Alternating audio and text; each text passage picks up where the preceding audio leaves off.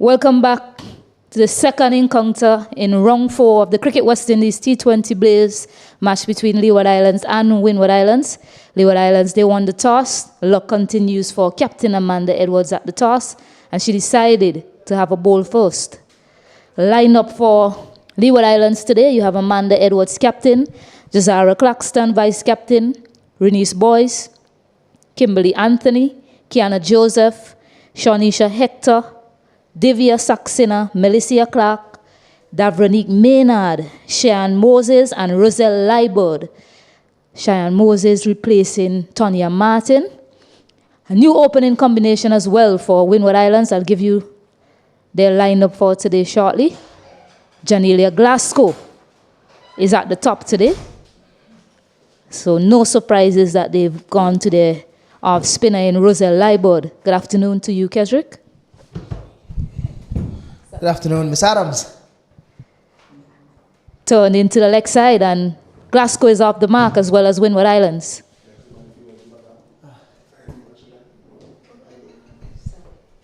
It's a pleasure to be here this evening, Stacey. The sun is out. And it's even a pleasure to be here because Leeward Islands is playing. Someone might ask, why is he so excited that Leewards is playing? Because Joseph is playing today and she brings the excitement. We all love to see it here in the com box.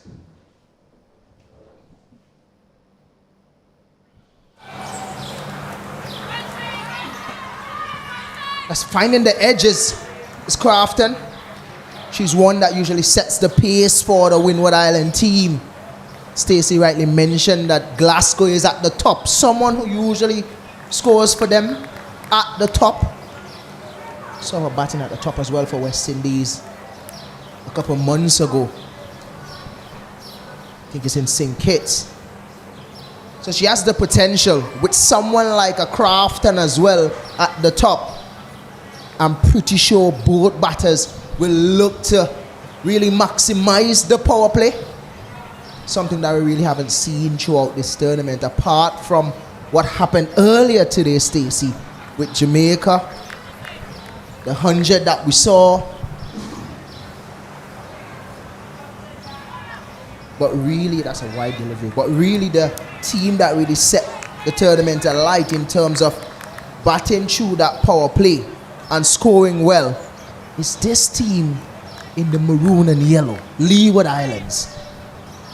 Thanks to Hector and Joseph, both players really dominated at the top. This one outside the line of the arse up. Joseph. Glasgow looking on move. Definitely 4 runs. For a moment there, she didn't really move because she likes the middle of her bat. She hits it well, and she just walked down to the other end to just touch Craftton. Yeah, she timed it well, and she thought it was going to the boundary quite easily, but she saw that it slowed up. Luckily for her, it trickled into the boundary, but has to show more awareness for the conditions. We've seen that a number of balls hit out to the boundary have slowed up in this tournament. Yeah, I was a bit surprised there that she didn't really look for a quick one first and then trying to get a second, but she just hit it and stayed there. But we also have to take into consideration the boundaries are moved in a bit. It's now 60 all the way around. Not because of the slow nature of the ground, and mind you, it's really because of, you know, the females here. They are not as strong as Joseph, I would say. So they have brought in the field from 65 meters to 60. Yeah, well, after today, I think Henry would argue with you. It's a number of 60s in her 100 in terms of who's stronger. I tell you what, when you talk about female cricket here in the Caribbean and females that have that aggressive nature and that can clear the boundary easily, you cannot have that conversation without mentioning Henry, Hector, Joseph, Matthews, Dottings, Taylor. These are some of the names that you would mention. Edwards as well. These are some of the names you would mention when it comes to 6 hitting in female cricket. Even the keeper for the Leeward Islands, Boyce, she can hit a big ball. Yeah, last year she had the most 6s in this competition, Renice Boyce, 5 of them. But I think after the display from Henry today, she certainly surpassed that with ease. I don't want Gajnabi to get upset with me because she's one that can hit a big ball herself. So if you're listening, Gajnabi, I remember you. You're there. Yeah, in the midst of all this, there's been a good start from Windward Islands. 11 runs coming off that first over from Roselle Leeward. They've now gone to pace. Jazara Craftton usually opens the bowling with Hector and Craftton, but because of the two left-handed batters, they decided to go to the off-spinner. Hasn't paid off for them. Craftton now with ball in hand. Yeah, she's one of those all-rounders in the tournament. I think that is really handy with both bat and ball. Early sea movement here from Craftton. Something that we saw in the first game against Guyana Stacey. We could remember Hector bowling that first over and she was really in the pitch. Craftton usually looks to seam the ball early with swing as well. And her seam position is usually really good. Even her wrist position. That's what I'm talking about. That seam position, looking to bring it into the left-handers. Yeah, what can be noted as well for Craftton, over the years, she struggled with that wide line. So you're seeing a more measured approach from her in terms of her control of her lengths and line. Hardly seen a wide delivery ball from her. Something I would like the Leewards to do as well is probably just the fact that she's bringing it back to the left-handers. Probably just remove a feeler from cover and bring it to fine leg. The fact that she's bringing it in. So if she brings it too straight, a little tickle off the leg, it's always going to be one down fine leg. Just thinking the fact that she's bringing it in, if she's moving it away, it's a difference. You can have that pack offside field, but the fact that she's bringing it back into Craftton, that's what I'm talking about. That's what I'm talking about. Their boys will have to do some running. Maynard trying her best to get wrong there as well. And that's what I'm talking about, Stacey. The fact that she's angling the ball into the left-handers. That feeler at extra cover may not need it. Yeah, she's done well to Craftton so far in this over. Able to get that fuller wide delivery away from her, but her natural angle, as you mentioned, is taking it into the left-handed batter.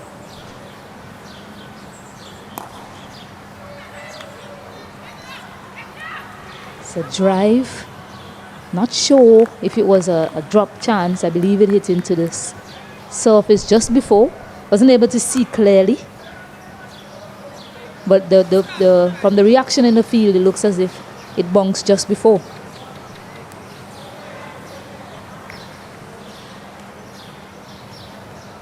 It's the glare from the sun. Kesrick, should have worn my sunglasses today.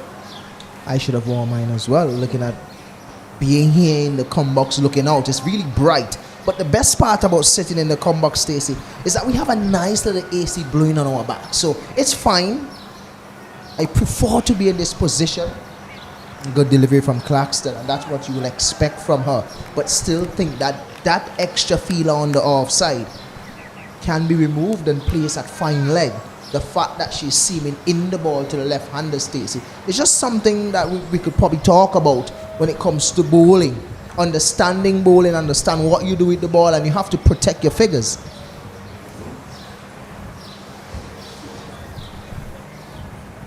This time outside the line of the off, some Craftton trying to cut, not really getting to the ball fully. But it's a dot to finish. The score is 16 without a loss.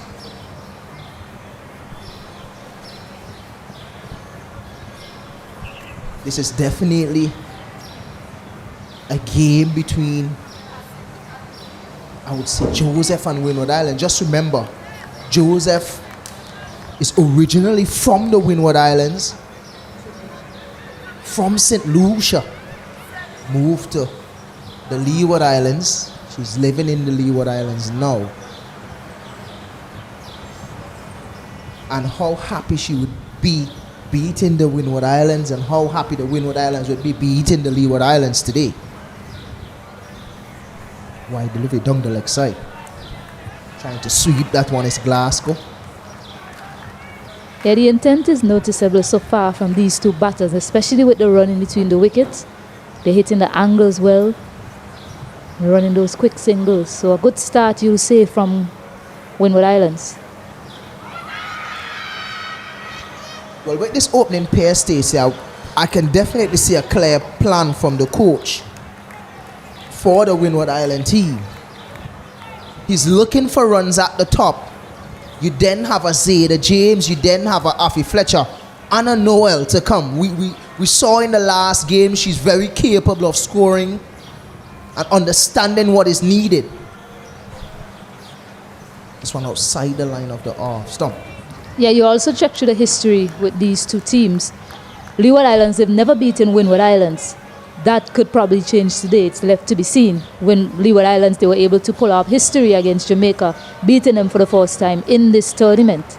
But perhaps one of the reasons why they sent Janelia Glasgow at the top is because she has a good record against Leeward Islands with bat in hand.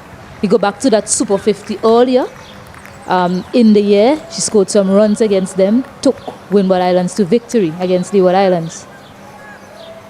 A lot of this would be playing on her mind as well. The fact that she dominates against the Leeward Islands and how fitting it is for her to be at the top now against the same Leeward Island team. Outside the line of the off stump, looking for a run. Sent back by Glasgow. You don't want to run out now. I don't think it's a bad start. 18 without loss. Something that we haven't seen over the tournament from a lot of teams. Just need to continue from there.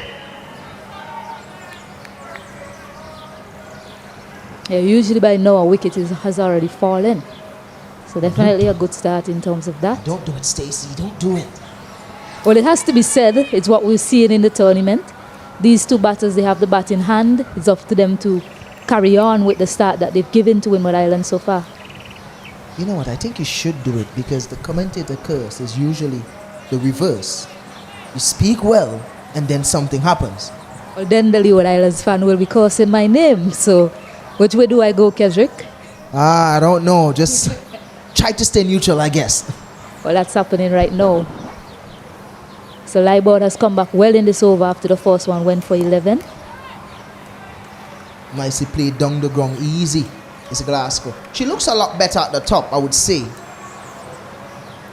And most of the teams usually use spin at the top. Just a single to finish that over. The score is 20 without loss.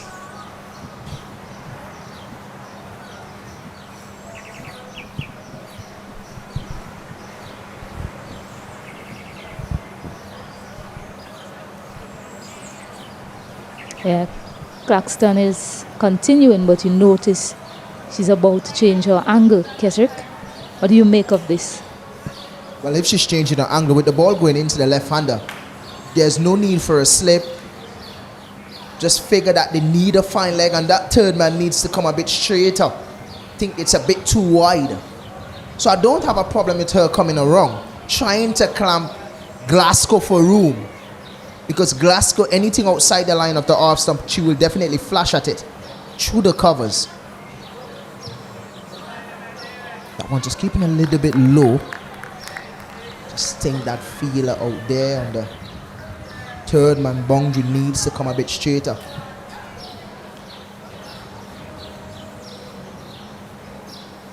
Yeah, that one kept a bit low. Wondering if it was a change of pace as well. Don't have the benefit of the replay. Didn't get to see the replay on that occasion. But kept a bit low, certainly did.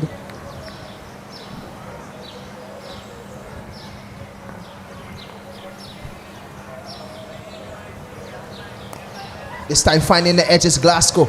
Running wrong is the feeler. It's Kimberly out there.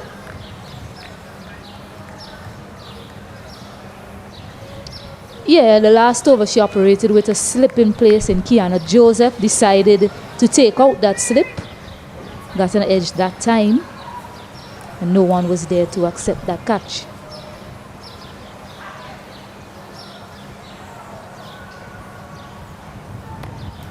Slashing outside the off stump, trying to cut that one behind point. Just a bit too early on that shot. What do you make of Craftton, Stacey? She's that type of player that I like. She looks very aggressive at the top. She's a type of player that she really have that intent to score. But knowing that you are more familiar with the players and played a lot of female cricket yourself, what do you make of Craftton? Well, what I say with Craftton, a measured approach so far. Yes, she's played a few shots and hasn't really got just reward as she want. So usually she's a player that likes to get on with things. As you say, she has that really nice bat swing, high bat lift as well. But sometimes I think she's a bit too anxious to score and then goes for shots where it's ill-advised and then she's dismissed. I think she'll be more valuable to a team and to her scoring efforts if she has a look and tries to take it really deep. I've actually seen it happen in a practice match that they played against Leeward Islands. In that practice game, she opened the basin. She didn't look as anxious to get going, and she finished the game, but it carried her back to the innings, ended up scoring 99. I think that's the reason for her number on her back, I would guess. And you look at the way Henry batted as well, coming in at number 4, her team in trouble. So needs to emulate that sort of play. Craftton has the ability to hit a long ball as well when she gets going. Yeah, I think that's all that she needs. Just a little bit of a temperament, because you could see that she has a lot of shots. She sweeps the ball well, she hits through the covers well, she hits down the ground. She uses her feet at times, but I guess she uses her feet when she knows it's the right time. So it's understandable at that point. Just a bit of temperament, because we know that she has shots. Sometimes having too much shots can create a problem for you. Reminds me of a player here in St. Vincent that plays local cricket. Plays for the police club team, Jail Walters. Packed with a lot of shots. But because of so many shots, tends to out himself because he wants to play every single shot in that one game. But it's a change of bowling now. It's the skipper with ball in hand, Amanda Edwards. Have been bowling pretty well for her team this season. When we mention ball striking, she's one of those names that we mentioned, number 78 on her back.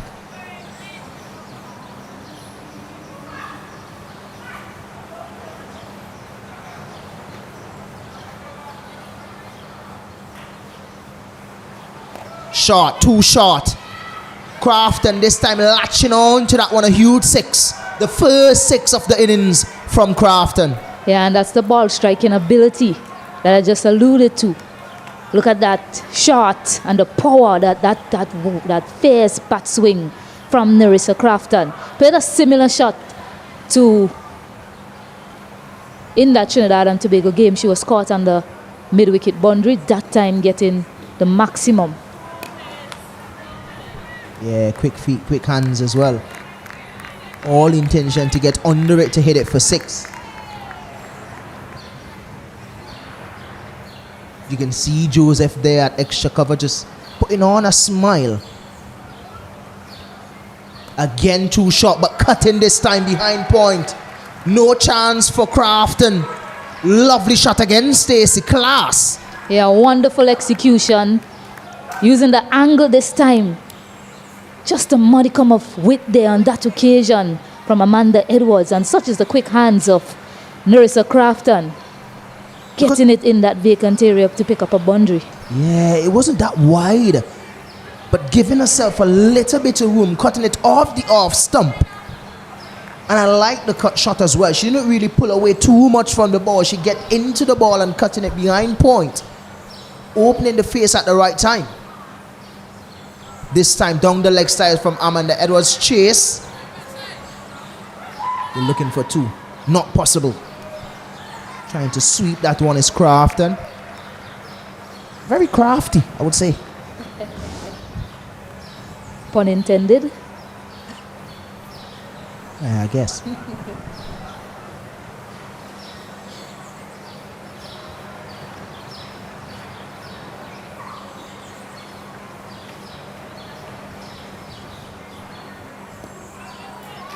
Looking for a single is Glasgow. No chance. A good over here for the Windward Island team. 11 off it. The score is 33 without loss after 5. Yeah, a really good start to this power play. We've mentioned that the only other team that has had a good power play in this tournament is the opposition. It's a good start, certainly, from a Windward Islands perspective. Question is now if they can sustain this sort of rhythm that they found in this match.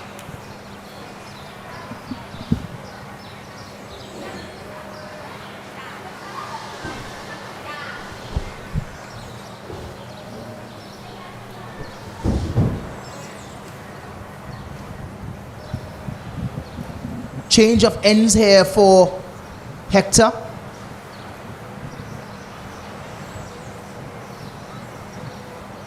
A lot of all-rounders in this team. And this is good for cricket in West Indies. When you look at things for Leewards, yes, it is good.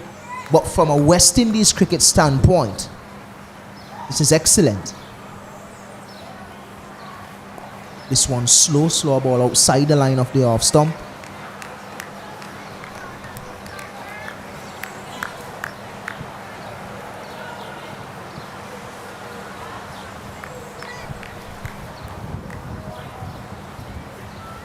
She's very smart, Hector. Type of bowler that you want to see with ball in hand. Fuller outside off stump this time. A big wash from Craftton, looking to go over extra cover. Talking about someone that's crafty. The co-commentator, he's a crafty one. Mr. Allenson, how are you doing this evening? Yes, good afternoon, Kevin. Good afternoon to all the viewers. This wonderful fixture here. Beautiful sunshine at hand as well. Shorter delivery this time from Hector. Enough bat onto it. Craftton, as crafty as she is, pulling that 1 for 4 behind, fine leg. Yes, that one had some pace on it, but Craftton got inside the line. Shows that she likes that type of length. Wasn't intimidated by the length at all. Just got inside the line and helped it. Didn't get the contact probably that she was looking for initially, but helped it down fine off that fielder down at fine leg for 4. Yeah, it's the intent I like from her. Now they have put in a fine leg now.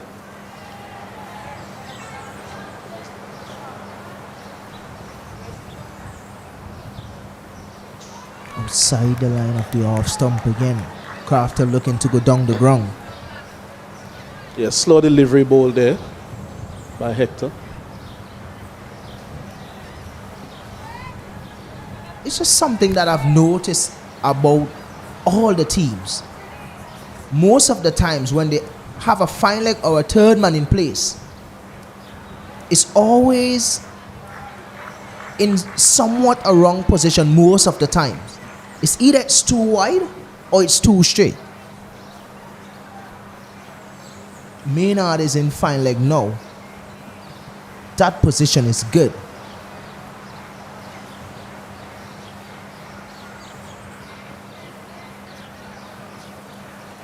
Down the leg again. Yeah, struggling a little bit here for a line. She has been on that line just around, or just outside the leg stump. With the length varying a bit, but I think she's probably aiming to tuck up Craft and not wanting her to use her arms, but she's just oaring a bit too far down the leg side.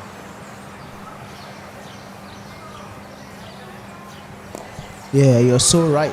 Trying to not give her that room. She's really good on the offside.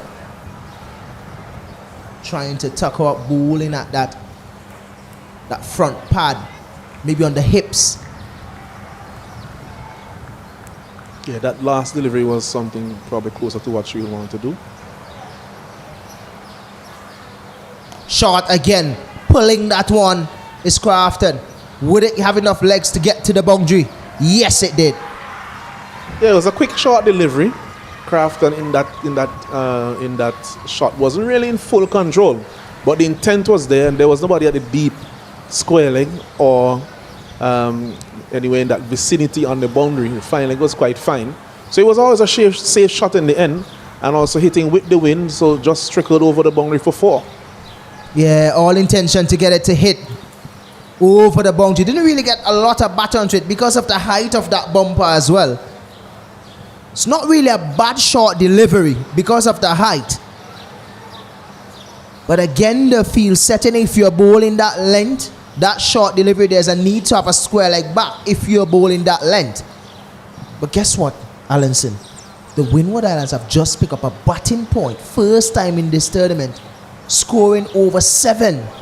43 without loss in the power play. First time for the tournament they are doing this. I guess this partnership at the top means something. Cutting his Glasgow out to the sweet boundary.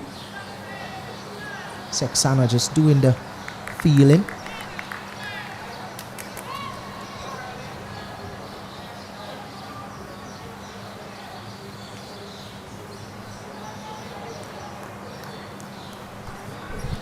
Saxana, that is, out in the boundary.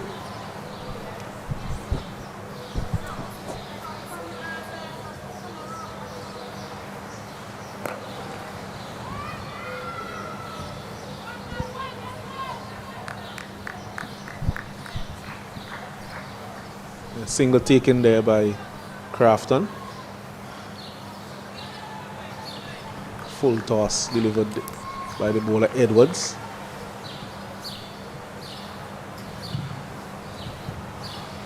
This is really good going from the Windward Island team. A change at the top. Hitting it straight down the ground. Good work from Maynard. Glasgow is always looking for a single. Is she, Allenson? Reminds me a little bit of Ridley Jacobs. It's almost like once you get the baton, you start making a few exploratory steps down the pitch. So the gun striker has to be aware of that.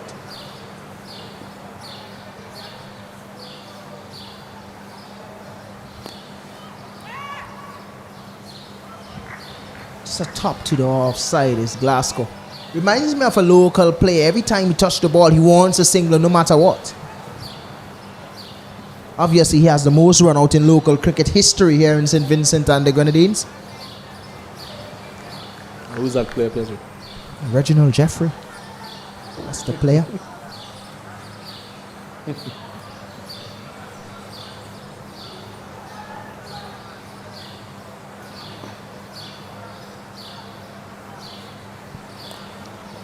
Very good shot there from Glasgow. Finding the gap. Will get 4 runs. Got inside her crease. And inside the line of that one to pull it away. Square on the offside. Very good shot. Got low as well. Well executed there from Glasgow.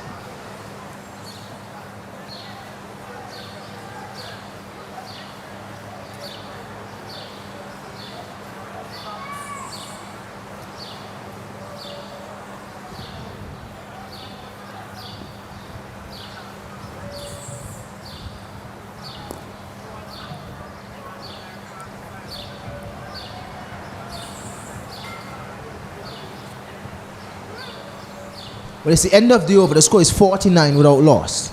Yeah, 6 runs from that over. So they're going at 7 runs per over.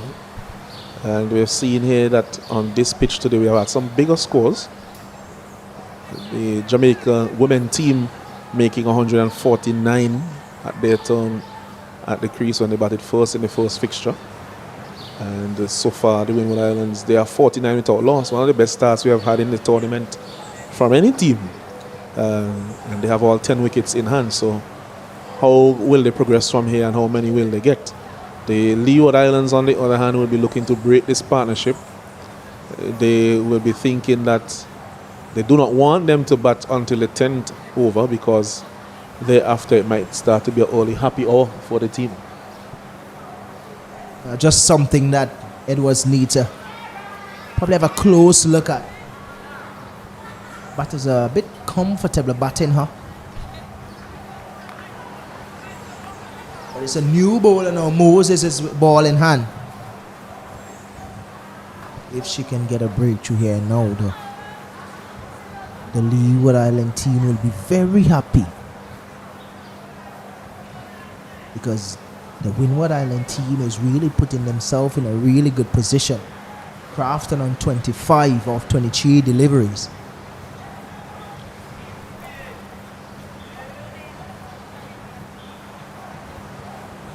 Starting with a full delivery. Did she get enough bat on it?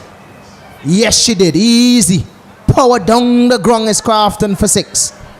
Yeah, at one point it looked as if it didn't. Well, you could see that from the contact. It wasn't a true contact with the bat.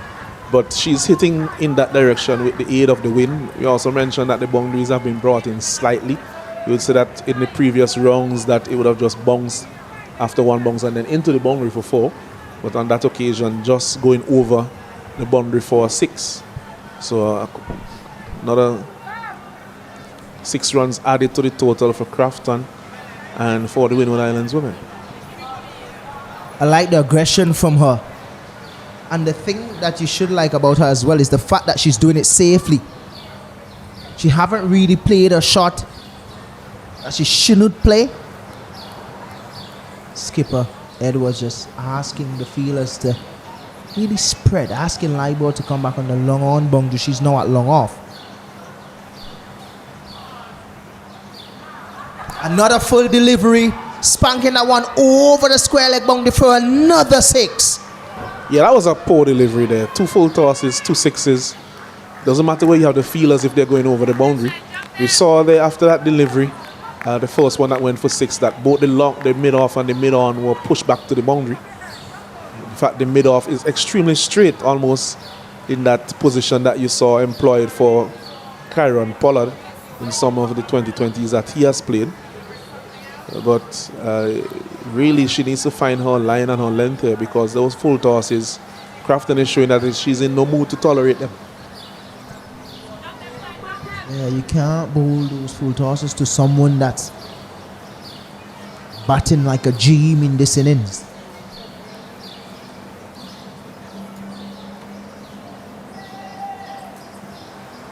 On the leg side this time, wide delivery.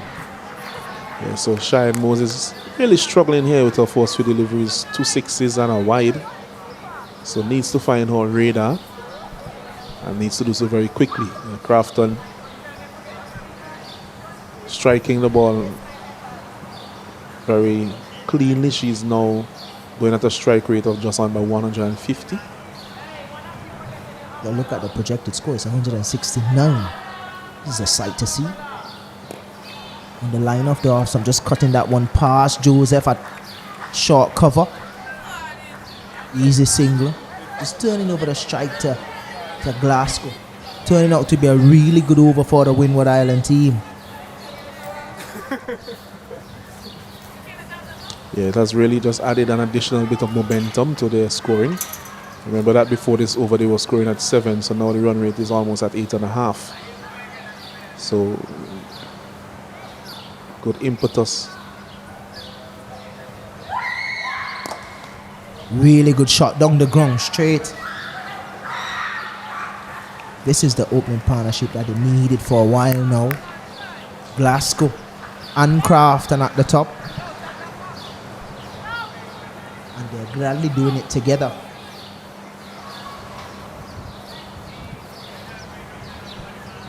Five, 4s, 3 6s in this innings.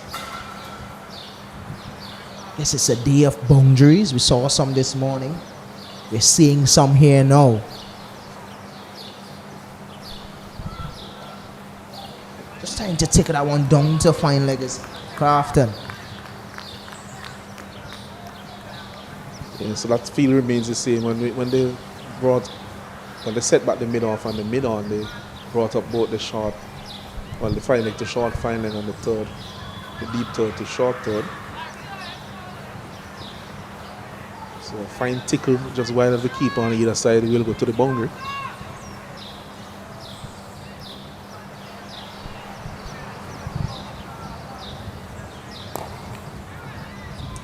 Trying to go down the ground again, Craftton. But a dot to finish. She's out that over now is Moses. She'll be very happy to get out of this over. 15 runs off it. Windwards 64 without loss. 64 for 4.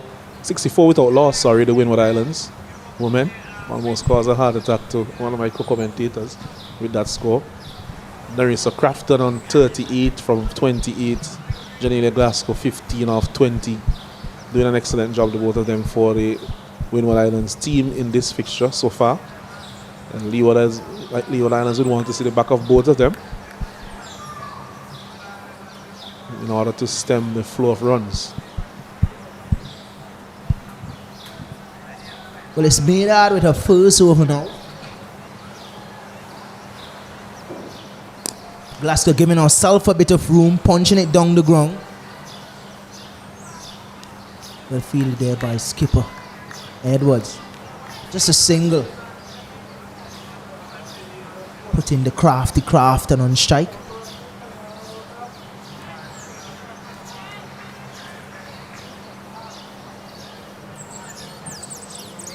There's a deep mid wicket, a long on, a long off in place, a sweeper, cover on the boundary.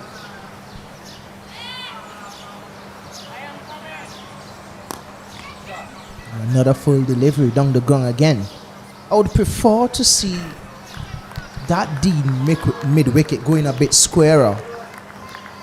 The fielder that's at short mid wicket now, bring her at third man, because as long as she goes through mid wicket, she's gonna look for a boundary, not for a single. We have seen that. Oh, they're giving themselves a bit of room, opening up that offside. Yeah, she tends to do that. Glasgow is always backing away towards the leg stump, looking to open the face through the offside. You may think that that delivery could have gone over that same short mid wicket. There's a gap there, but she elected to go through the offside. Really good from Craftton. Bending that back leg and just putting it over the fielder there at square leg, just over the head for two. Yeah, that was good execution from Craftton. She's tiring a bit, it seems, just bending on the bat, just trying to get in a few big gulps of air. But she was able to utilize the space that is open behind square on the onside once you beat the fielders in the ring. Full again, over square leg boundary. She's dealing in boundaries here, Craftton. Look a bit winded, but it's full nevertheless. Well, there have been quite a few full tosses, and once you solve them up, Craftton is showing that she has the ability and the skill set to deal with these full tosses. We have actually seen quite a few of them in the tournament that have not been dealt with, but I count about 3 or 4 that she has put away to the boundary or over the boundary in the last probably 10 or so deliveries. Yeah, this is definitely good going here from the Windward Islands. Asking for a change of field. Saxena is up in the field now. And we have a deep square leg.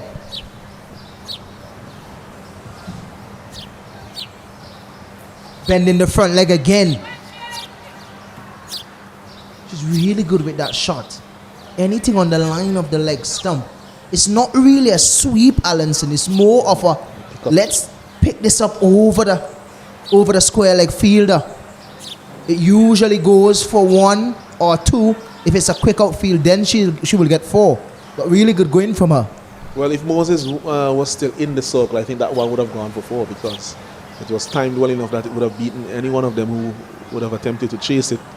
So the Captain Edwards must be commended for that slight change in the field prior to that. Maybe that field change has saved her team 3 runs.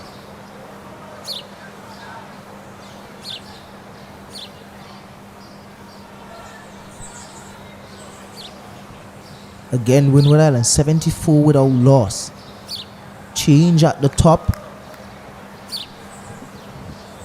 We had some conversation earlier before this game started, and I could remember a co-commentator saying that they should make some change at the top.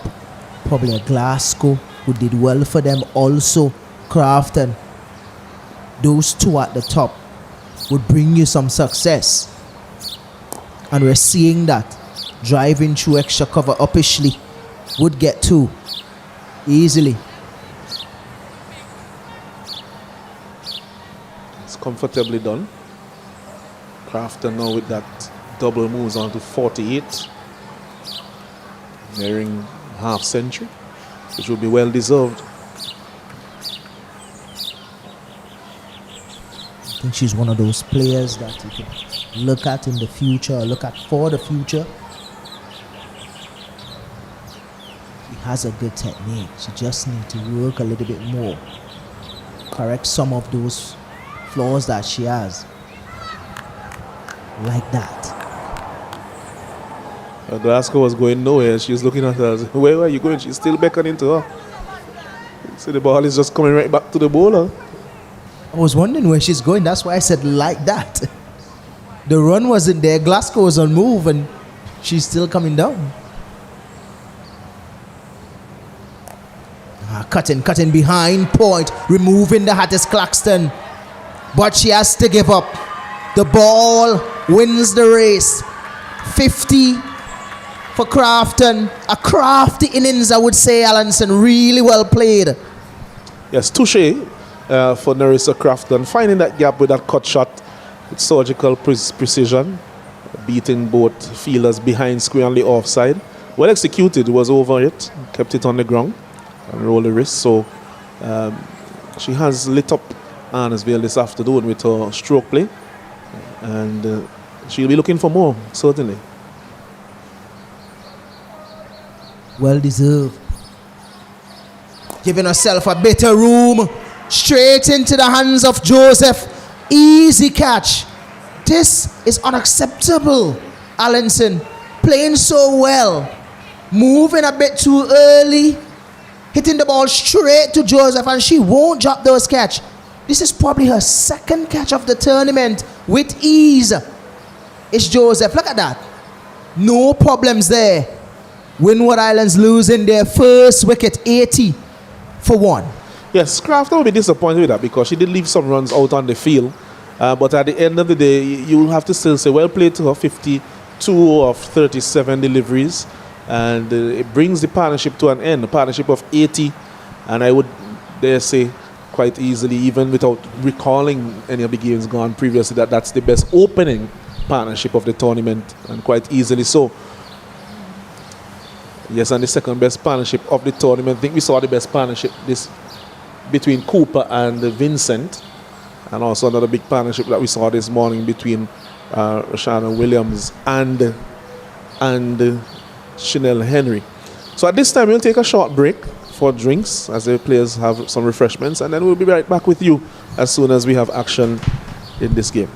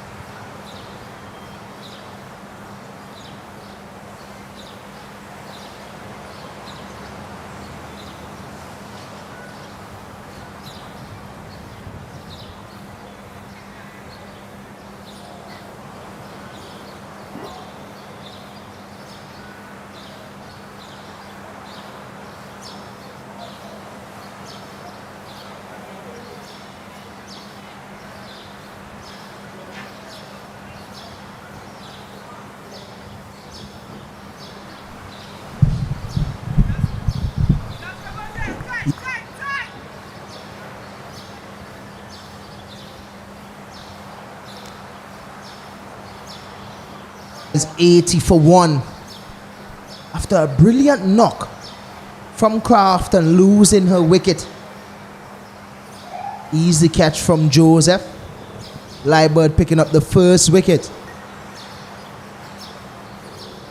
Really was looking, well, I was thinking it was going to be something big from her because the way how she started to play the innings with her new opening partner in Janila Glasgow, it was really a sight to see.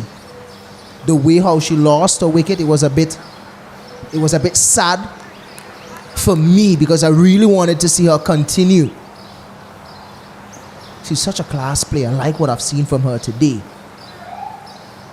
Zeta James is at the crease now, the skipper.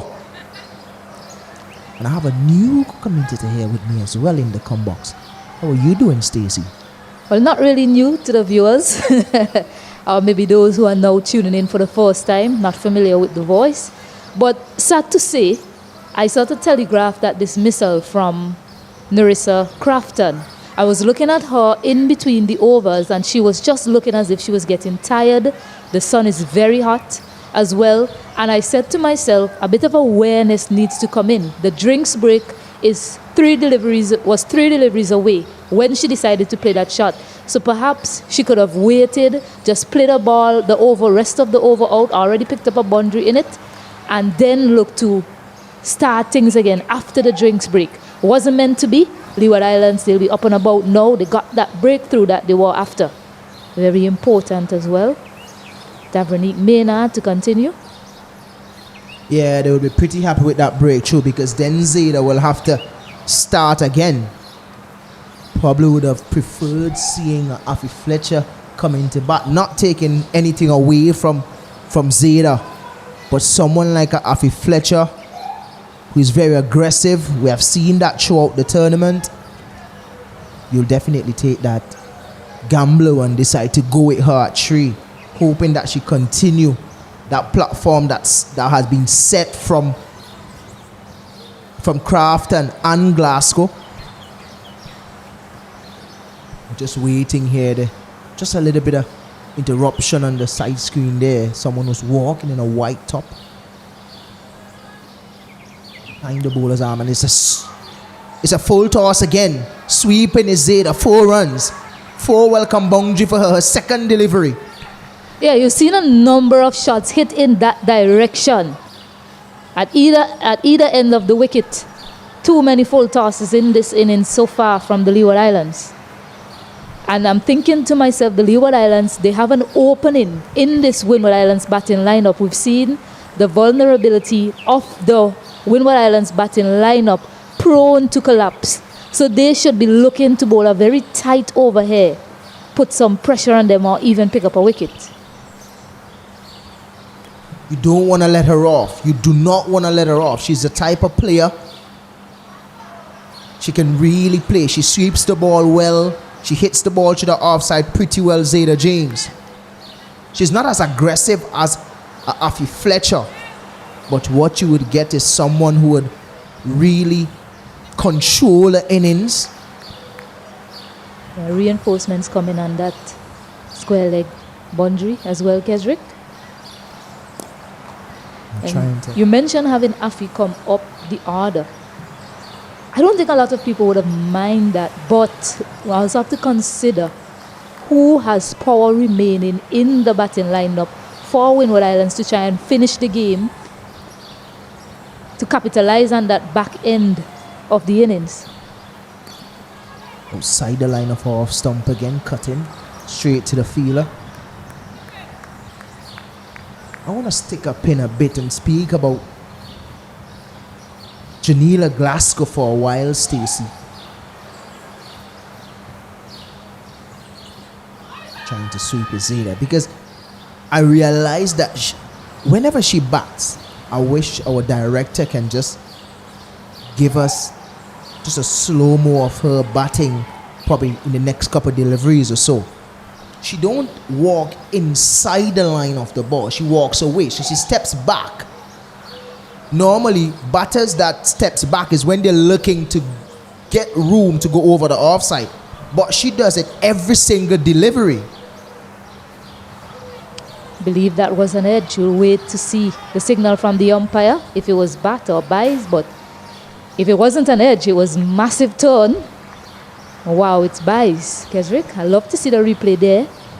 Didn't get a good view from the angle that we're sitting from. Well, it's byes actually. So yes, I agree with you there, Kesrick. 89 for 1 after 11 overs. It's something that she does quite often. I've seen her dismissed a number of times when the spinner gets it on the line of the middle stump, because then she makes too much room and is unable then to get back onto it because it's too far away from her, or probably sliding into her quickly. Yeah, you don't mind a batter doing that, giving herself room to go over the offside, but doing it every delivery, kind of crazy to me. Not saying that she's wrong, because if she's comfortable doing it and she's scoring runs, doing that is fine. But she always tends to put herself in a position that makes her lose her wicket by giving herself too much room.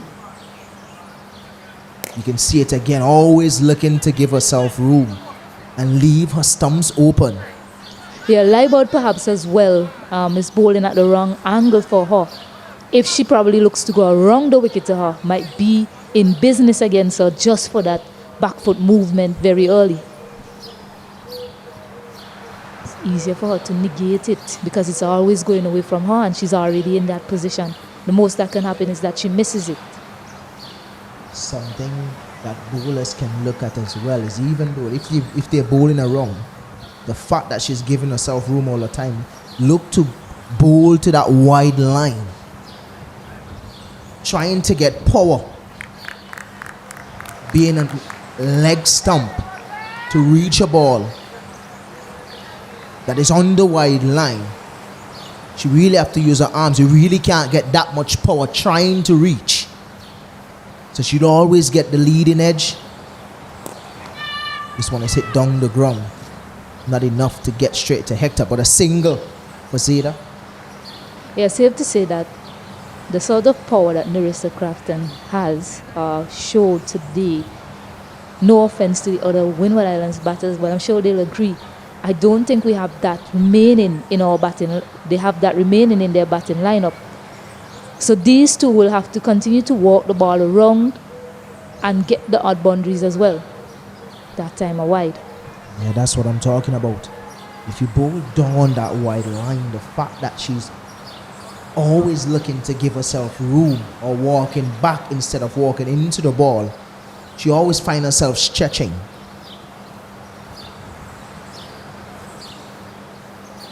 Extreme. I'm not sure if they're listening to me, Stacey, but that's not what I mean. But wide delivery from Leeward, but at least that the idea is there, and she's using the angle coming from over, pushing the ball across her.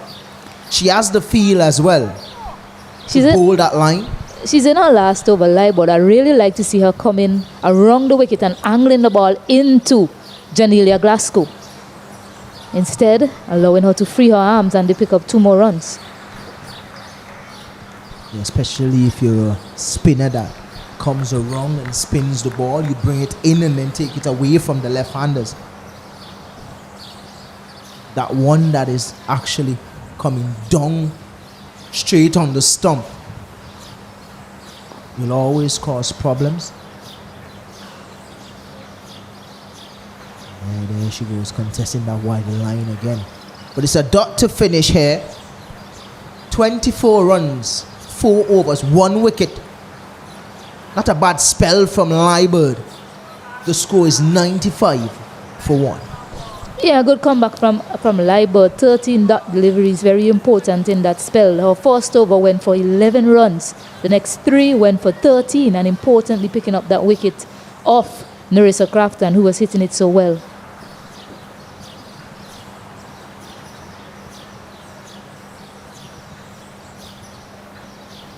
You would like to see Glasgow picking up things here now. 27 deliveries. But you would definitely say the start that herself and Craftton give the Windward Islands Something that they would want to continue for the rest of the tournament if they go on to win this game today.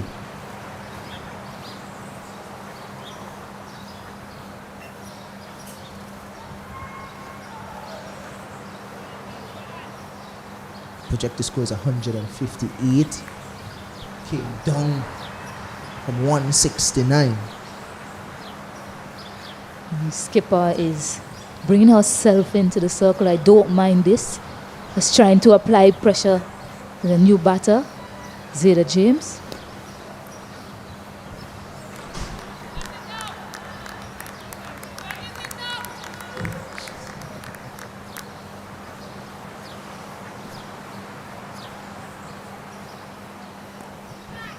Full delivery, just short in front of Claxton. Could be a run out. Looks like it's a run out. It's really close. It is gone. Look at the celebration. The chainsaw is out. Leeward Island celebrating in style. Yeah, a wonderful piece of athleticism there from Jazara Claxton. Could have had a catch, just landed just in front of her, but the recovery came quickly and a direct hit as well to effect the run out. So this is what I've been saying with Windward Islands. They are prone to a collapse. They had that great start. They have to find a way to sustain it and then continue and push on at the back end. They've lost another wicket quickly after losing Nerissa Craftton at 80. Yeah, trying to give herself a little bit of room there, Zeta, hitting it straight to Claxton. Just one bounce in front of her. Could have been a catch. But as you mentioned, picking it up immediately and throwing at the stump. Direct hit. No problems there for Williams. Really good work from the Leeward Islands. They're sort of pulling back this game. Not the time that Windwards want them to pull back the game. You want to finish this batting innings with the momentum, Windwards. You don't want it to swing back to the Leewards, because you don't want them to come out to bat with that momentum. When you look at the first game today, it's a perfect example of a game played in two halves. Barbados started well. They were all over Jamaica, and then Jamaica finished the game spectacularly well.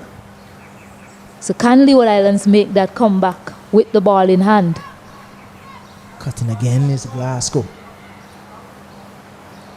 Out to Saxana.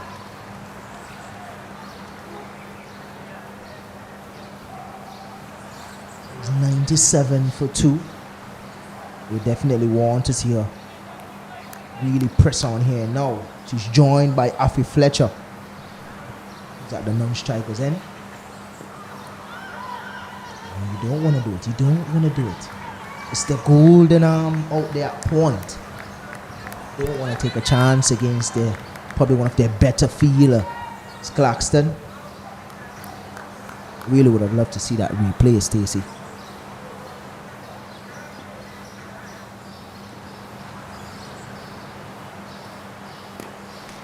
Short again outside the line of the off stump. Yeah, short and very wide. Glasgow reached for that one.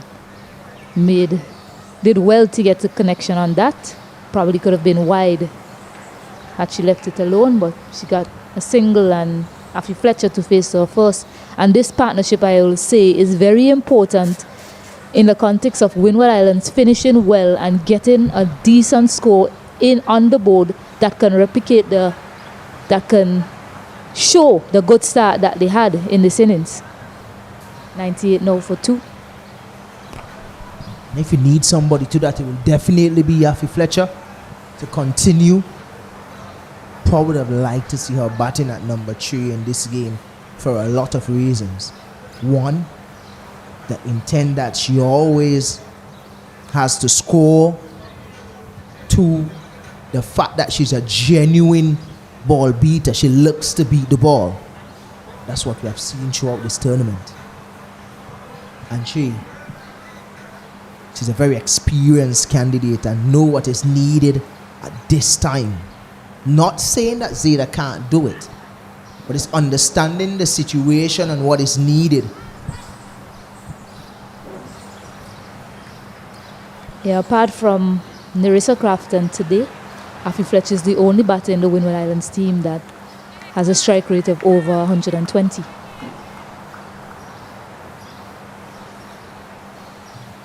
That first game against Jamaica scored a brisk 32 of 23 deliveries. 120. Sounds like my strike rate. That's a good strike rate, Stacey.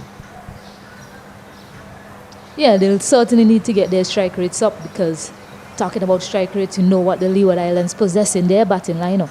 150s and up.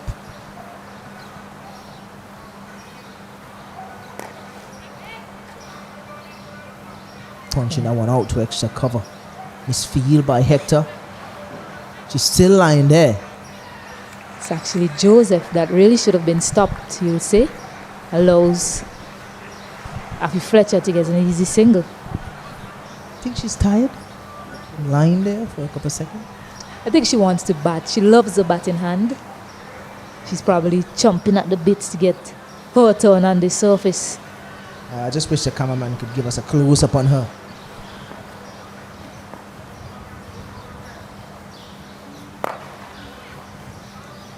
Straight to the field, that cover. Straight to Moses. I really don't know how I made that mistake to saying it was Hector there in the field, because you could definitely see a difference now that she's standing. Trying to go short again is Hector.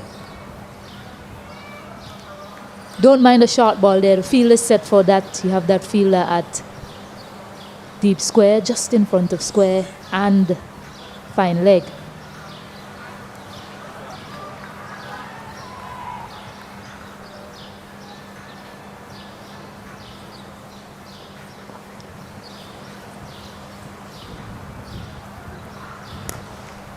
Punching that one out to extra cover on the sweet boundary. Just a single though. It's a good shot.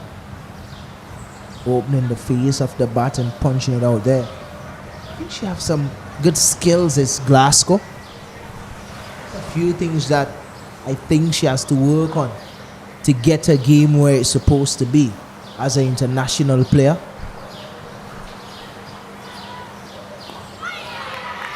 Bold. Afi Fletcher is gone. Yorker from Hector doing the trick. Yeah, this is a really good wicket for Leeward Islands. At this juncture of the game, a well pitched up delivery there from Shanisha Hector. I mean, that's an excellent delivery. She went shorter in this over. Afi Fletcher, that time being dismissed. Well bowled. Yeah, definitely. A good delivery to out a good batter. You need those Leeward Islands. Yeah, this has been a good period for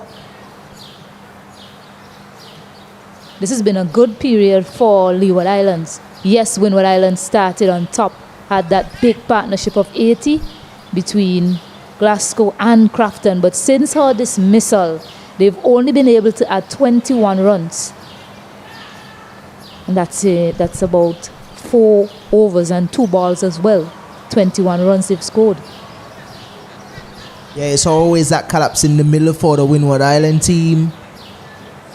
We haven't seen the middle really coming together as yet. They have changed the openers at the top and we are seeing some success. But we still need to see that middle work. We still need to see that middle score runs, continuing from the start, from the openers. We're not seeing that. Yeah, Ashlyn Edwards back into this game, back into this tournament. She is on a hat-trick of Duck Keswick. Was unable to get off the mark so far in this tournament. I'm surprised that I haven't seen the likes of Noel, who finished the game, you'll say, so well against Trinidad and Tobago with bat in hand. Yeah, I would have preferred to see a Noel coming out, knowing that she would be full of confidence winning the last game for them, but hat-tricks of Duck. Yeah, perhaps they wanted to break up the two left-handers. Noel is a left-handed batter, So another right-handed batter, but the two left-handed batters started the match so well. Partnership of 80. Have you ever She's had there now, Ashlyn. Has to make an impact with bat in hand. Glasgow on strike now.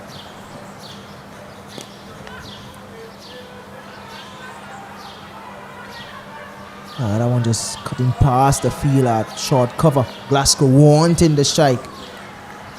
Yeah, that really should have been 2 runs as well. That should have been 2. It was hit perfectly past Kiana, the left of Kiana. The 2 fielders had to run around and get it. Well, Glasgow wanted the second. She was Ashlyn- definitely looking for the 2. Ed was not interested. She need to come off the duck.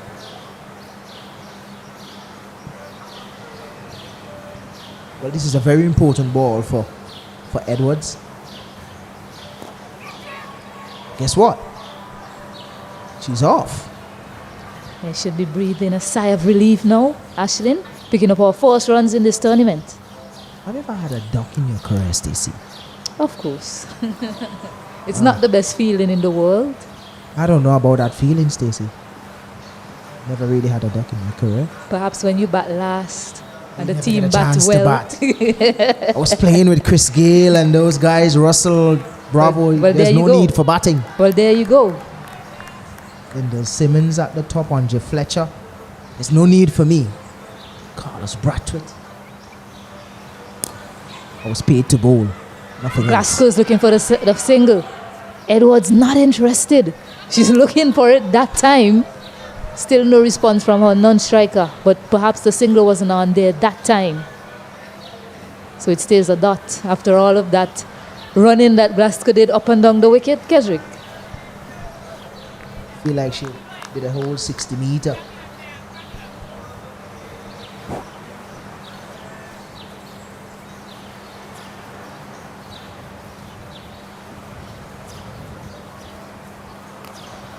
Coming inside the line this time is Glasgow. Sweeping it wrong to square leg. Just a single. Keeping the strike. I guess that's the reason why she jogged down. Just one delivery to go. She's trying to keep the strike as Glasgow.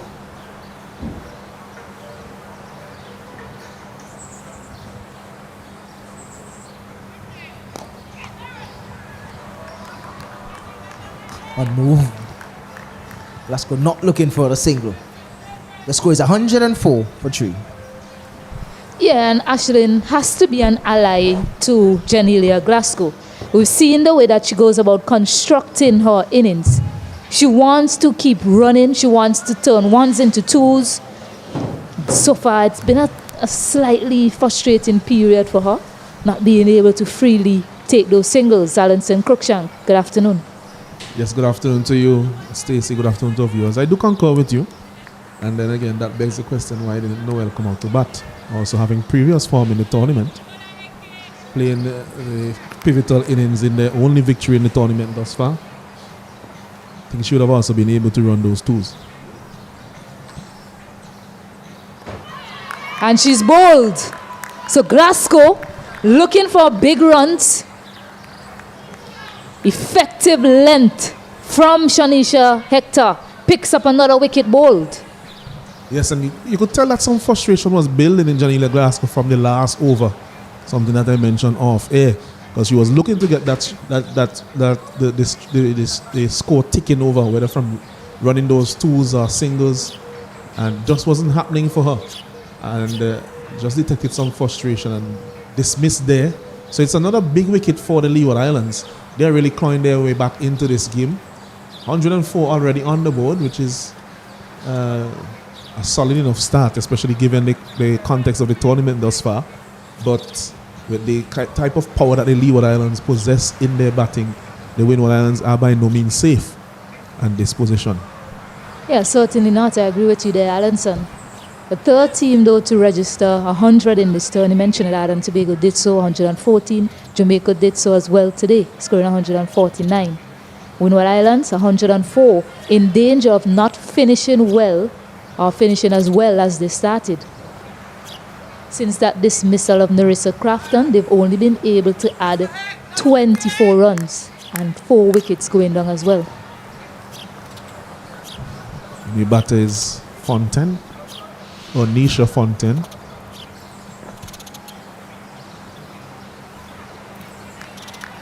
Showing all her tricks there, Shanisha Hector. A slow one outside the line of the off stump.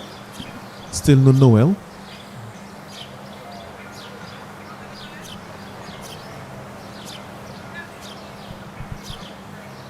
And I said this as well, Alanson. In terms of the power was at the top of the order. You wouldn't really see that now. Noel can strike the ball. Oh, almost taking the leg stump there. So a really good spell, comeback spell from Shanisha Hector. Showing all her dexterity. That was an excellent delivery. Look at the length. She's looking for that Yorker length, that leg stump Yorker. Similar to the delivery that she dismissed Fletcher with. And was just a whisker away. Close call there for Anisha.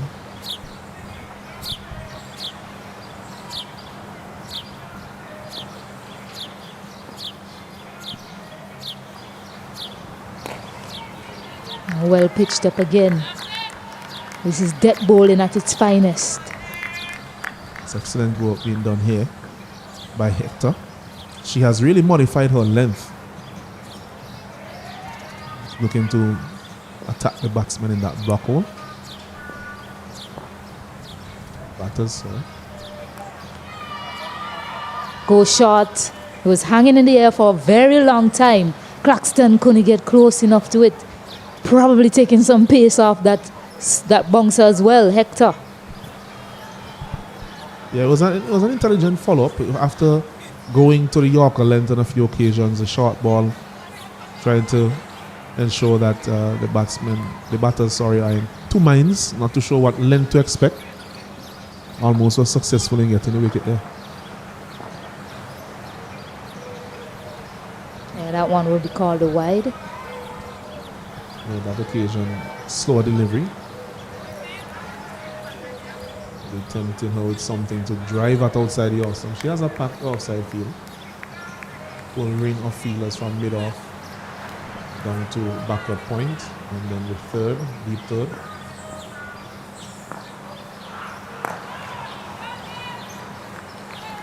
Yeah, that over comes to an end. A wonderful over from Shanisha Hector, picking up that wicket of Janelia Glasgow. Another set batter. Windward Islands after 16 overs, 107 for 4. Yeah, so these last few wickets have really killed off the momentum for the Windward Islands. They will need to resurrect that, get some impetus into the innings. They have only 24 deliveries remaining. They are currently on 107 for 4. They would want to get up maybe to 140, 135 minimum from here. But it will take some getting based on the fact that most of their aggression and power is already back in the hut.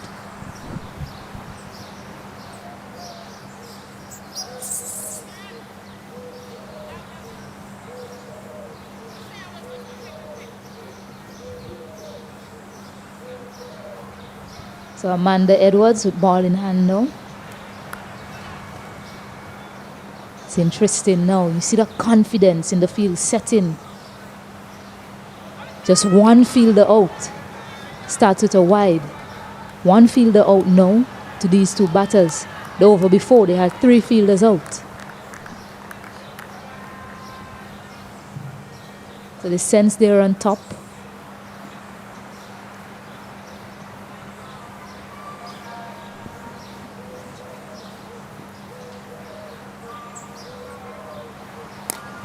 Use of the feet. Has she picked the gap? Yes, she has. And that's the danger of only having one fielder out. Perhaps she will look to change things up for the next delivery. Yeah, it was a good shot there from Edward. Seeing her that she has that propensity to advance down the pitch. Not something I have seen from a lot of batters in this tournament. She got close to the pitch and was able to tug it just straight of the field at deep mid-wicket. Favorite area for all the batters today. Long on goes back.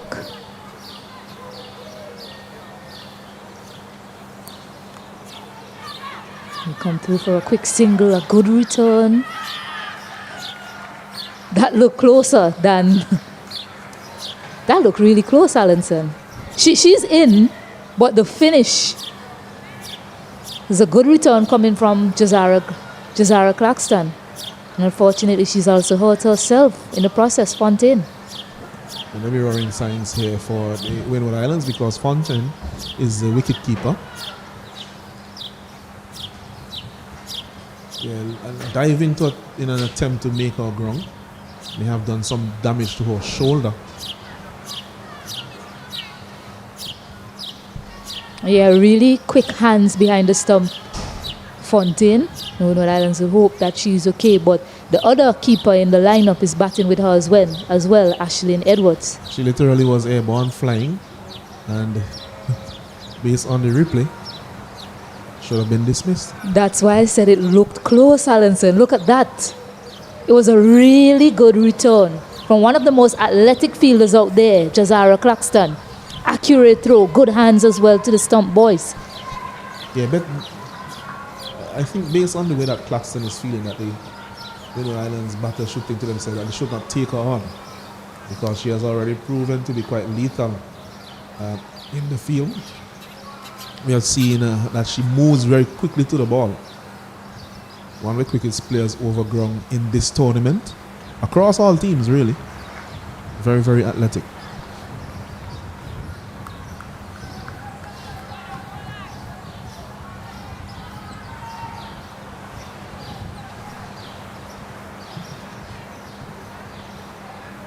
What do you make of the pitch today, Alanson, in comparison to what we saw in that match the day before, in those games the day before, I beg your pardon?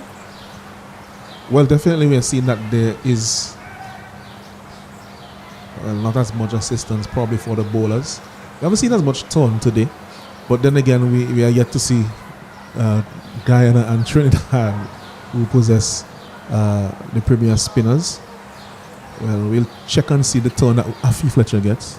He does turn the ball quite appreciably. About to resume here. Gets a full toss. Cannot get it away to the boundary. Yeah, not as mobile either with the running after that dive. And she counted herself very fortunate to still be at the wicket. Onisha. 110.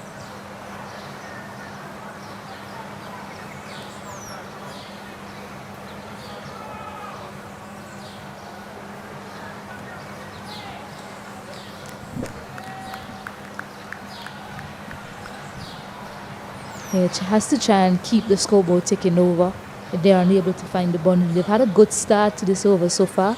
7 runs coming from it.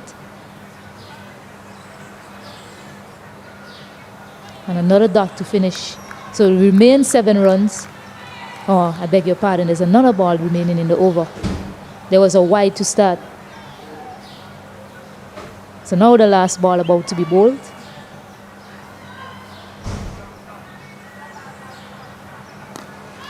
Using the feet well there, Ashlyn.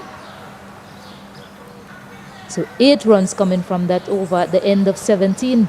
Windward Islands, 115 for 4. Yes, you asked about the pitch, so it seems to be a better batting surface than what we have seen, what we saw from it, because it was the same strip that was used in the previous round. So it seems as if it has settled just a little bit more, and the batters are enjoying themselves a bit more out there today. Saw it from that 100, that blistering century from Chanel Henry this morning. 100 of 49 deliveries.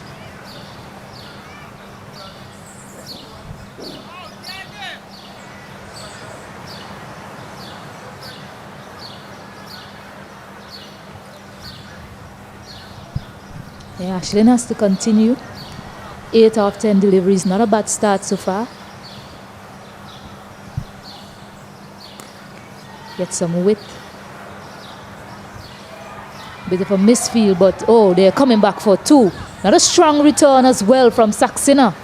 Undercover boundary. So excellent running from these two. There was a lot of risk in that too, because it's not the 2 fastest runners between the wicket. Also, Fontaine, after diving to make her ground, or in an attempt to make her ground,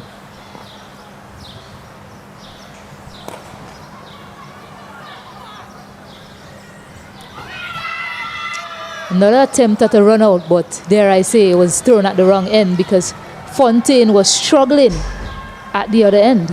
Yeah, I think that now every throw should go to her end if you're in the fielding team. Because obviously she is not 100% after that dive.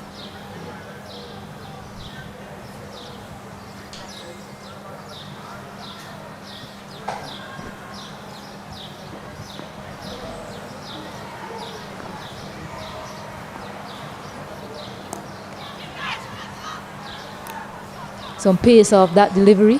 Played in the air, but to the left of that fielder, Roselle Leeward. So she's safe in the end, Fontaine.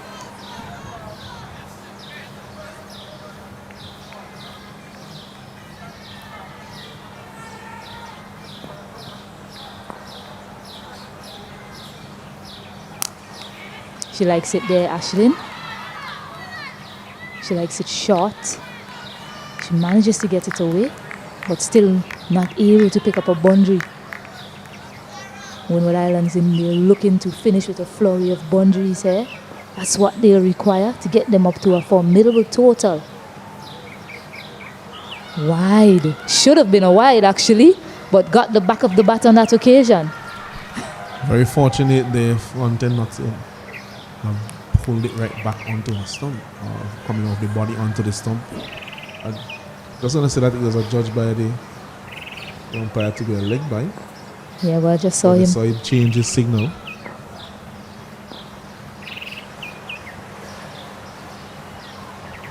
Too much width. But straight to that fielder, Tavernick Maynard, who does well on the deep third boundary. So can't get a boundary in this over, Windward Islands. 18 gone, 122 for 4. Yeah, they'll be looking now at 135 realistically.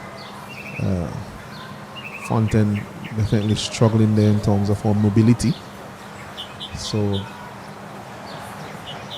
think she might actually be retiring. I think she's going to tell the umpire that she's going to retire. Is it? No, she's remaining. So the signal just went out to the bench for the Windward Islands, the dugout. But she seems to be continuing her innings. Edwards, skipper, gonna bowl this over.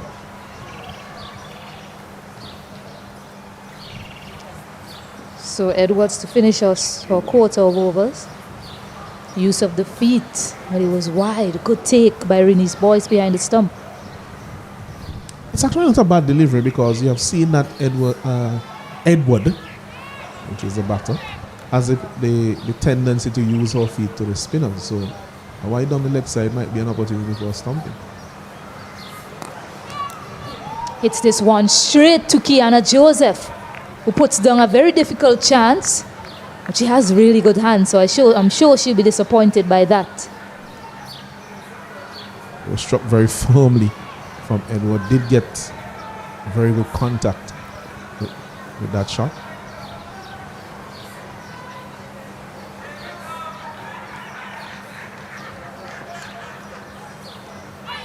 And she's bold. So Fontaine, we mentioned that she's been struggling. And Amanda Edwards cleans her up for her team. Yeah, good delivery there from Edwards. Straight delivery. Looking to pull, but the ball didn't really get up that high. And it was beaten by the lack of bounce on that occasion. Fontaine. Also not as mobile as she probably would have wanted to be after that dive, in an attempt to make her ground a couple of overs ago. So it will bring, looks like, Noel to the crease to join Ashleen Edward.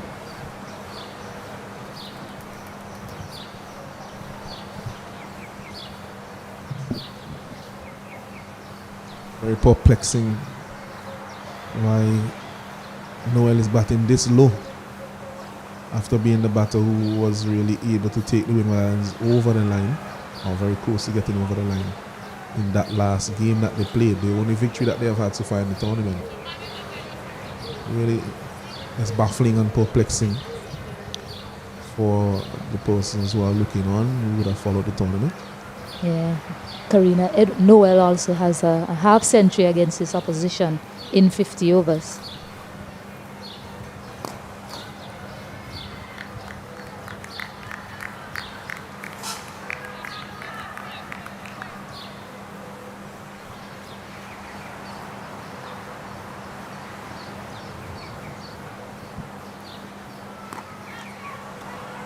Gets off the mark.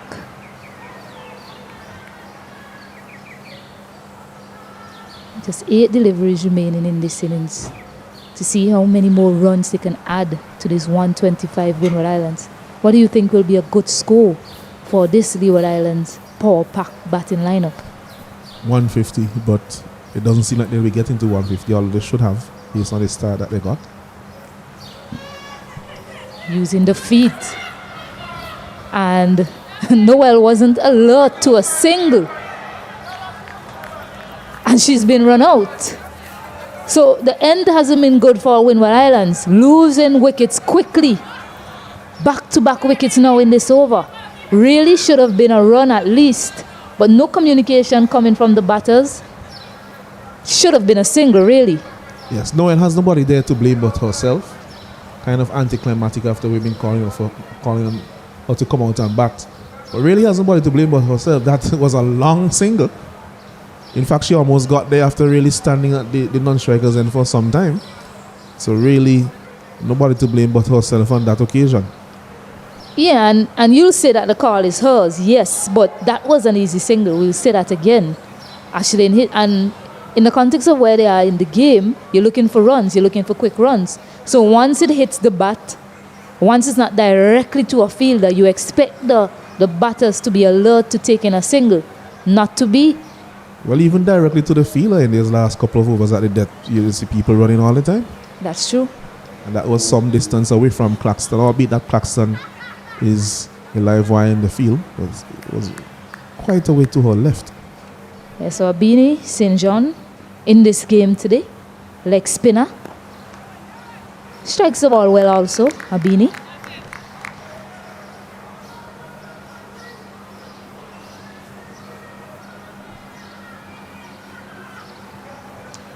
At the end of the 19th, 1 over remaining. Windward Islands 125 for 6. Yeah, they will do well now to get to 135, which I think based on where they were about 80 or so after 10 overs, they'll be very disappointed with this. But if you look on the flip side on the history of the tournament so far, they will still have to be pleased because you see that they were averaging around 70 or so in the tournament so far in terms of the scores that they were getting, 70 or 75. So to get even to 125 is already a big achievement. That this one is in the air, should be caught. That's the end of Edward. So Ashley and Edward goes. So more wickets going down here for the Windward Islands. They have lost 7 wickets. I'm counting now, 7 wickets for just about 45 or so runs. Yeah, full toss really should have been put away. Instead, getting a top edge. And it sits in the glove of Rennie's Boyce. So not able to get any sort of great connection on that one, Ashlyn.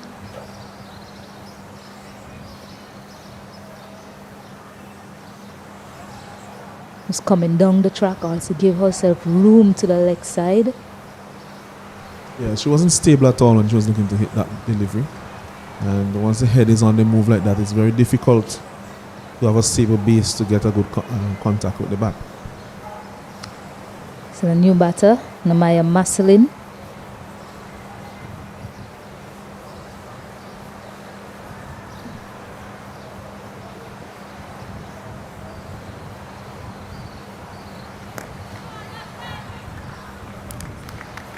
There's a dot to start. 3 wickets are remaining in this innings. The batters should be looking to maximize as spots as possible. Yeah, they should be looking to run everything. It doesn't seem like if they have that urgency in terms of the way that the body language is at the crease right now. It should be really just bat and run. Yeah, they have 3 wickets in hand. They should be looking to make a splash of it. A fuller one again. No urgency to get a run. Very interesting from Windward Islands. They're batting as if they have 4 more overs remaining. And this is something that you don't really want to see at this stage because then it would beg the question about the planning. Get some bat onto it that time. Over the infield. Amanda Edwards gives chase. Close. Looks as if she managed to pull it back. So that's the intent that you want to see to finish this innings, and they managed to pick up 3. Good running as well. Yeah, got the length that she was looking for there, I think, Marcelin.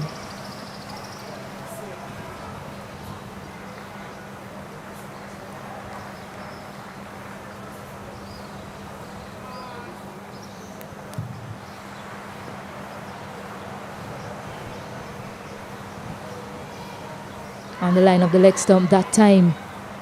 Don't think it's bat. We'll wait to see the signal from the umpire. But it's a run nonetheless to the Windward Islands cause.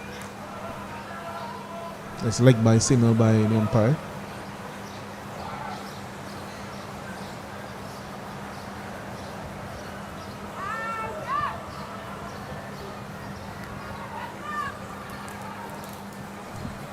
Would be 2 more deliveries left. My counting is correct. The scoreboard is a bit behind, and so too the one here at the ground.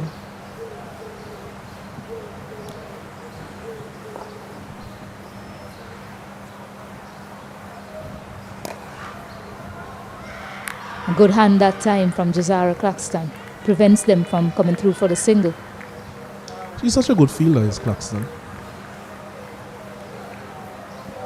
But that was the last ball. I thought they had another. Yeah, I thought there was one more delivery left. So really should have been looking to run no matter what for that delivery. Instead, Windward Islands finished on 129 for 7. Certainly the start that they got, they would have been thinking perhaps they should have had a bit more. Yeah, it's an underwhelming last 10 overs, you would say. They have lost 7 wickets and only scored just about 50 runs. So it's an underwhelming last 10 overs after the platform that was laid.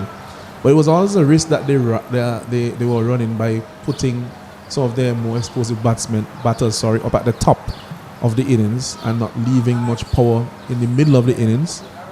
Fletcher didn't come off today. She came in at number 4. Neither did Captain James. And I think that once that had happened, then really the momentum of the opening pair was all but lost for them. Yeah, when Narissa Craftton got out, it was 80 for 1. So the Windward Islands only managed to score 49 runs from 62 deliveries. Yes, definitely. Well, this is the end of the first innings. When we come back, we'll take a short break now. And when we come back, the Leeward Islands women, they will need 130 runs from 20 overs in order to win this game.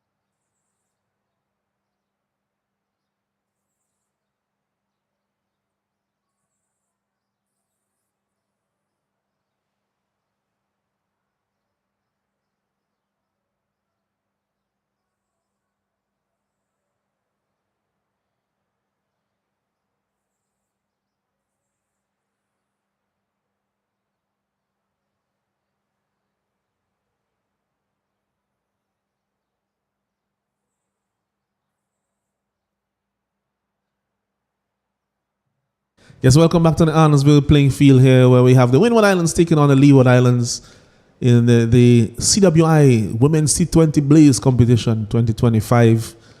The Windward Islands at their turn of the crease got to 129 for 7 from their 20 overs.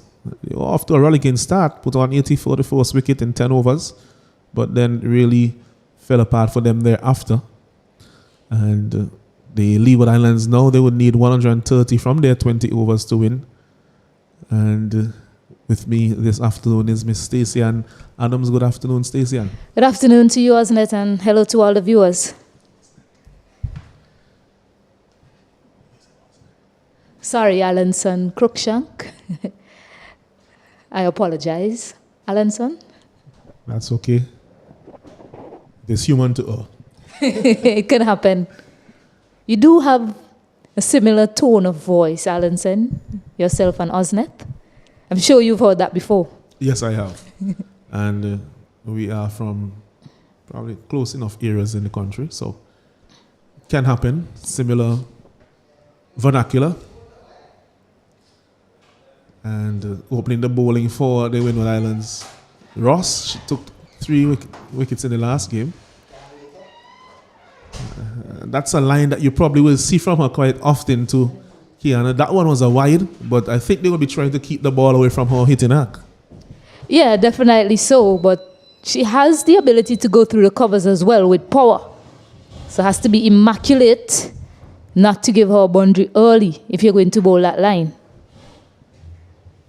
Yeah, that one was just a bit too wide.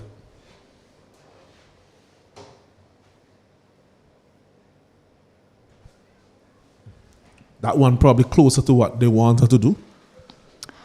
A lot better. And if she's going to continue to bowl that line, you'll also want to see perhaps a deep third and a cover fielder, but the protection is on the onside. Well, they're reinforcing the offside, but there's no one really out on the boundary on the offside. Now a ring of 5 fielders plus a first slip in Zayda James.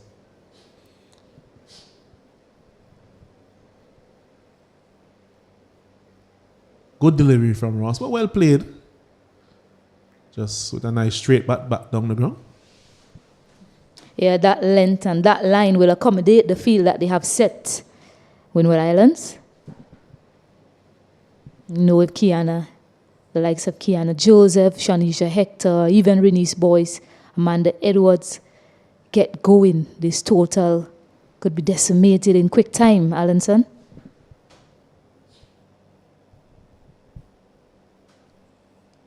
This one will be another wide, just wide of that mark again.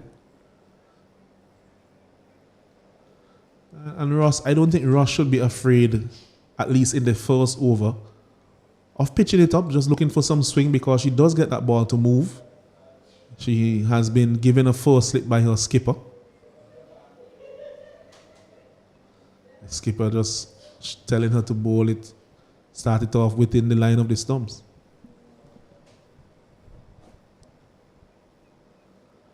Too wide, punch off the back foot. It will challenge the boundary, won't get there. Good work there by the fielder. The return comes in now. Keeps it down to a single. Not the quickest of movers is Kiana. Yeah, it wasn't hit with a great deal of power. But that's what I've been saying. If you're going to continue to challenge that wider line to the left-handed batter, Kiana, you'll have to have protection out there. Luckily for Ross, again, wasn't hit with any sort of power. And it's just a single. Kiana Joseph in the process is off the mark.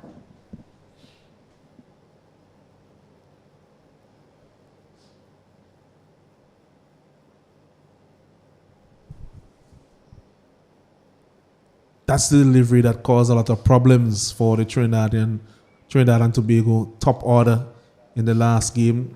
Just around that middle and off stump and just nipping back in. Inside edge on that delivery from Clark. And now she's bowling to the right-handed batter. Clark hasn't yet gotten off in the tournament, has some very low scores. She has power as well.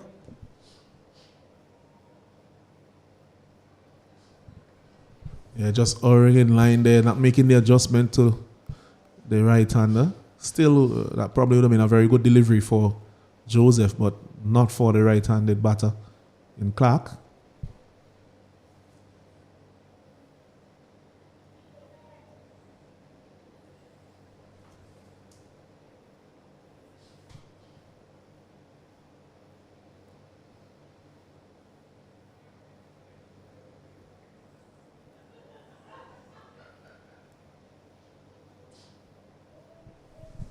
It's an interesting field. The ring of 5 on the offside.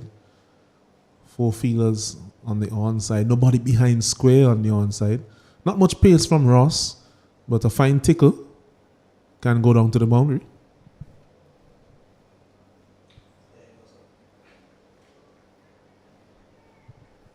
And a good delivery brings the over to an end. So after 1 over, the Leeward Islands in pursuit of 130, they are 4 without loss. Yeah, not a bad over, despite the wides from Serena Ross to start. Safe to say that the Windward Islands will be hunting up wickets if they are to restrict the Leeward Islands.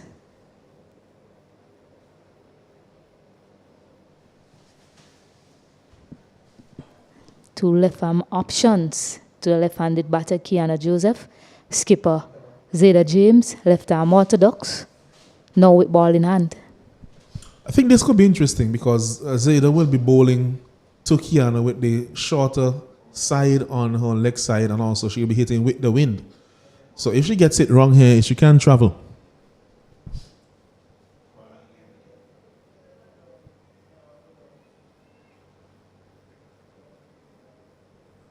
I may have considered switching both bowlers in terms of the ends, especially for Kiana Joseph, who is perhaps the biggest threat to them.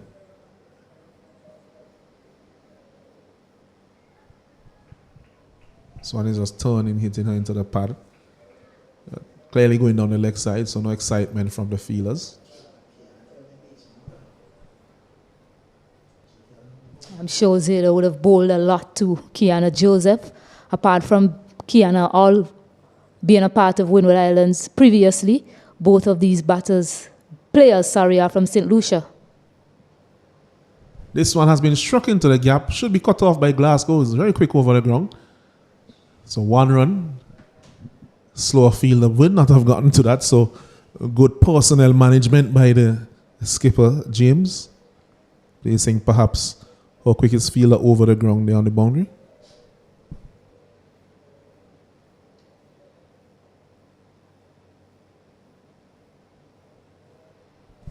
Brings Clark into strike. There's no slip in place. Other than that, the field is almost identical to that.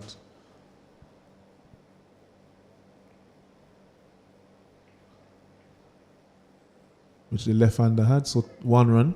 This is one aspect, though, in terms of with Joseph being at the crease. You're not going to see many twos.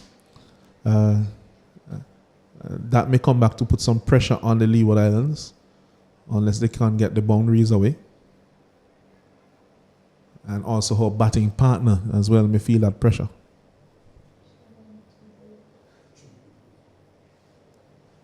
This one is high in the air, should be the first boundary. It is, just 1 bounce into the boundary for 4.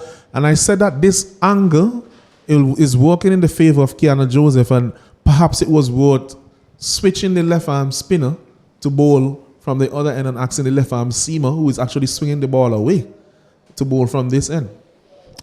Pick the gap well there, Kiana Joseph. And in terms of the running, she'll say, never mind that, I'll continue to hit them big. Yeah, it wouldn't affect her play so much.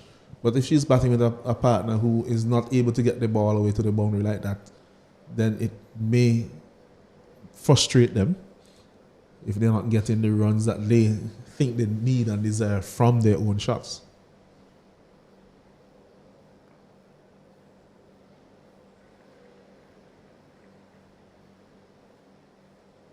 Brings the over to an end. So after 2 overs, not a bad start here from the Windward Islands. The Leeward Islands will also be satisfied because they have not lost a wicket. They are 11 without loss in pursuit of 130 as a target.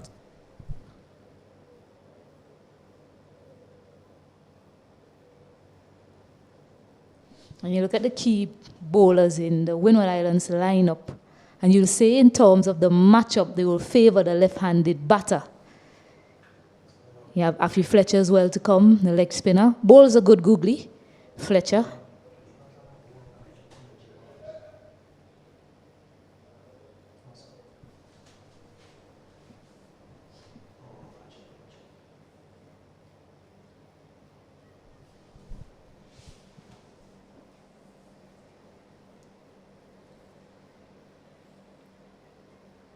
It's a good line.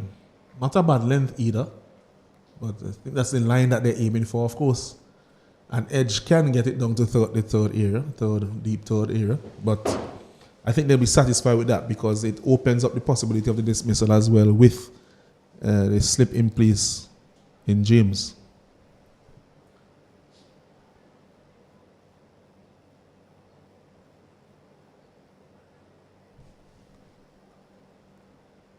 Driven firmly.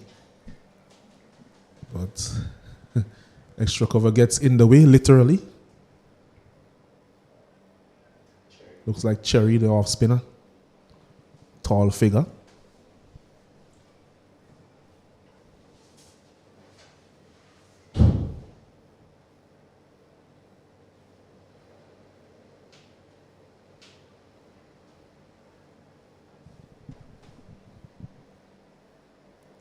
Too straight on that occasion, but doesn't find the gap. Still will only be one run. Form drive. I think that was just a bit too straight in terms of where she probably would have been aiming for ideally. But all is well that ends well for Ross, Ross. And a wonderful spell against Trinidad Stacey-Ann. Yes, picked up the play of the match in that game. Selena Ross, a bit too wide. Didn't make the adjustment as the right-handed batter is now on strike. Yeah, she has struggled on a couple of occasions to make that adjustment when the strike turns over between this pair.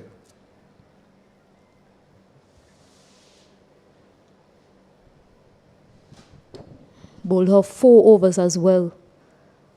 Up front, Selena Ross against Trinidad and Tobago.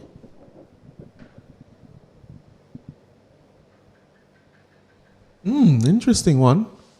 Full in length, almost reaching the stump on the full, but it had some curve on it, some inward movement. Yeah, and the batter decided to leave it alone. So now the bat start discipline, length and line from Ross so far. 2 more balls to close it out.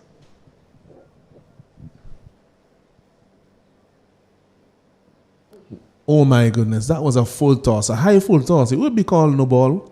It's waiting on the call from the umpire. Yes, Jacqueline Williams' hand is already up. And it will be a free hit. He's looking for that fuller delivery, but over tossed. And it will be a free hit to all persons, Kiana Joseph. Yeah, not what you wanted, Selena Ross. Just 2 more balls she had in that over to try and finish it well. Started well, but now there's a free hit. And Kiana Joseph wouldn't mind this at all. No batter would. Trying to get their fields right, Windward Islands.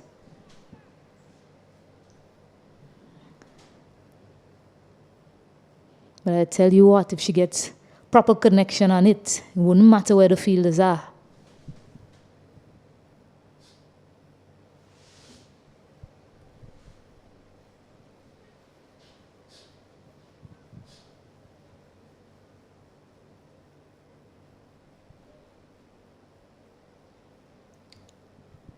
It's going down to the boundary, will be cut off. So not a bad result. I was thinking of 2 on that occasion, but it remained a thought and not a reality. Yeah, Kiana was looking for 2 there, trying to get back on strike. Bit of an inside edge on that occasion, so a free hit has been saved, you'll say. No boundary off it.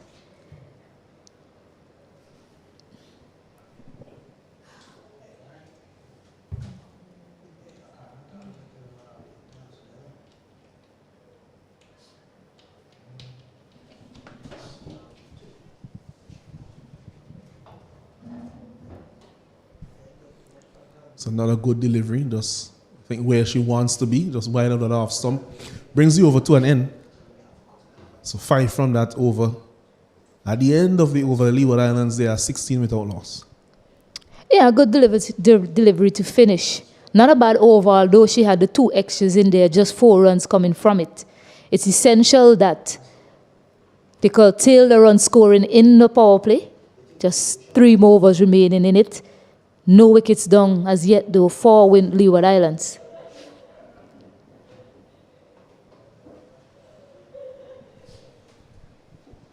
So James will continue to Joseph. This one, she's hitting it. Wouldn't get to the field that long on the full. And there's no run. Wow.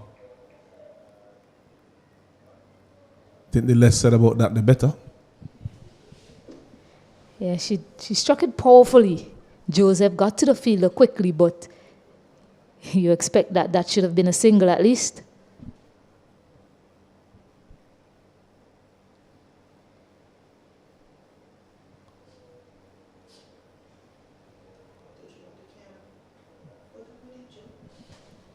Yeah, just turning that one to the fine leg area, but the 2 batters, they're not looking for 2s at all. That should have been an easy 2, no matter who was in the wicket.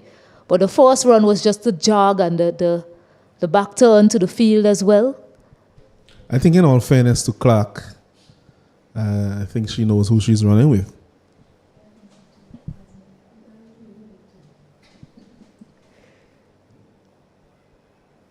It's caught. A very good wicket there for James. There was Clark looking to go down the ground, maybe just over the long on area, and getting a leading edge. And it was caught by James. Yeah, and that is what can happen. The delivery before, we mentioned that an easy 2 was offered there, no matter who was running. If you saw a bit more urgency between the 2 batters, it could have easily picked up 2. And the next delivery right after that, a wicket falls. How many times have we seen that? Quite often it is from frustration as well.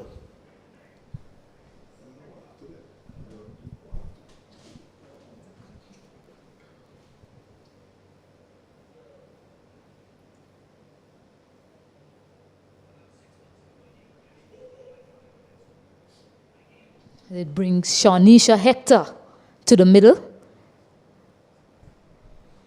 Hector bowled wonderfully in the Windward Islands batting innings.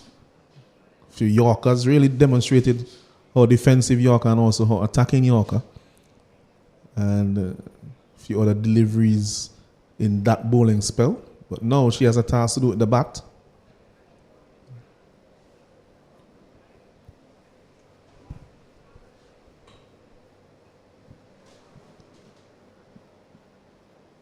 Driven firmly, but straight to Craftton. So cannot score. 17 for 1.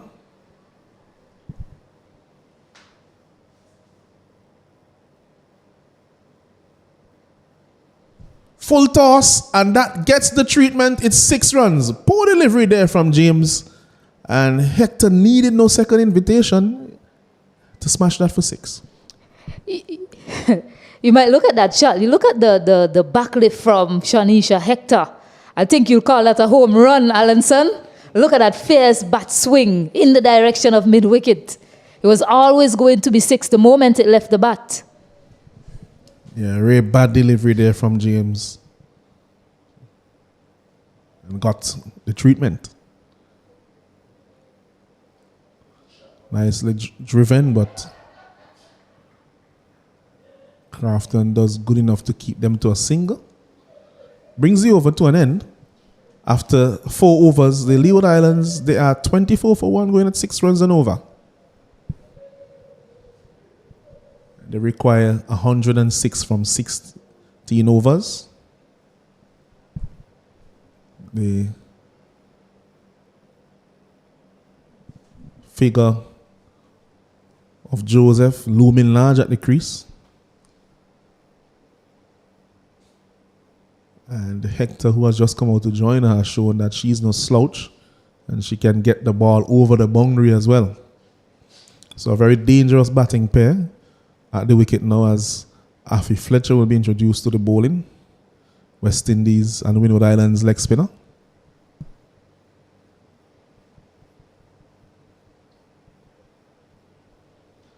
Customary long on and deep mid wicket out on the boundary.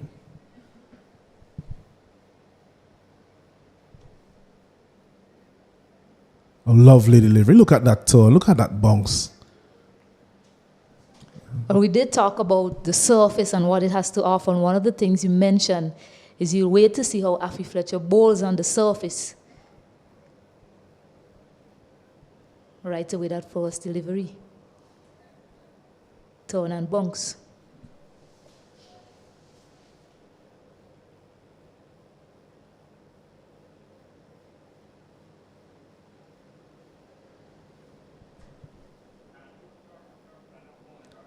Massive slug sweep essay there by Hector. Should only be a single.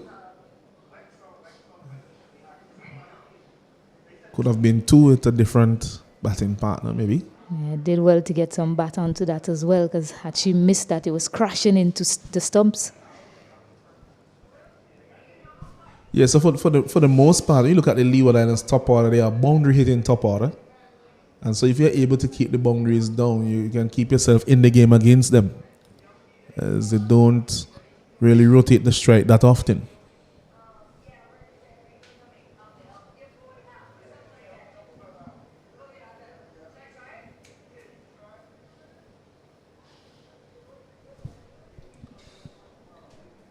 Keanu Joseph on 10 off 13. Hector with that 6-8 off 5. There's some repairs being done to the stumps by the umpire. Should be ready there now.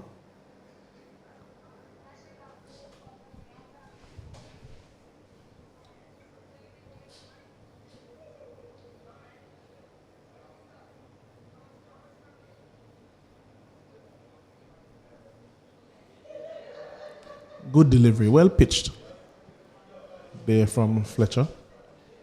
Some tone.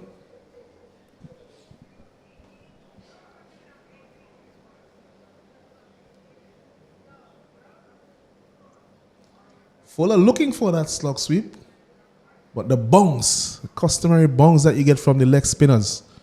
That's why you have to be very careful with the sweep shot against them unless you're right close to the pitch.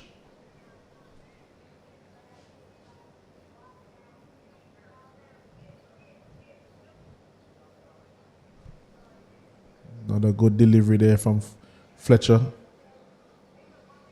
showing her experience and also her familiarity with what Joseph is trying to do.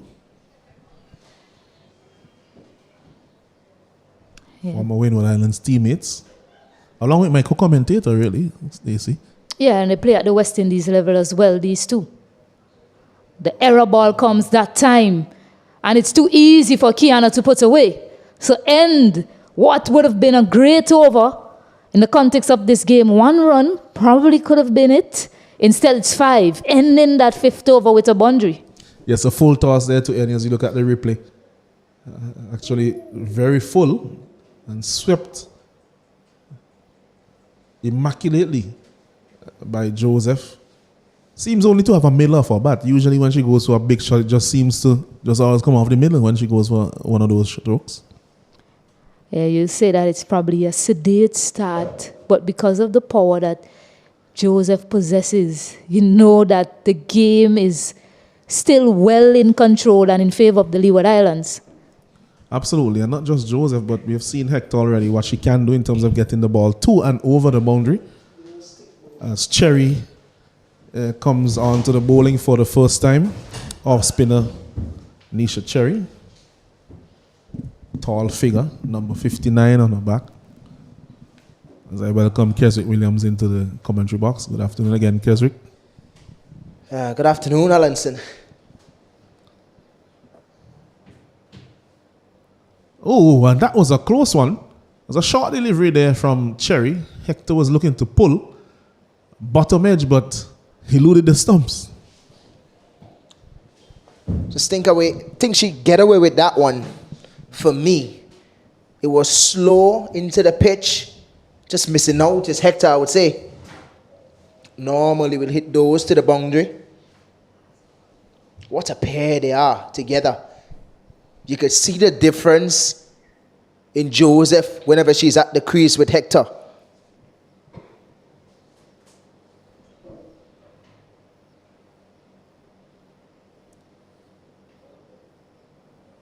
Just looking to swing this one through the onside.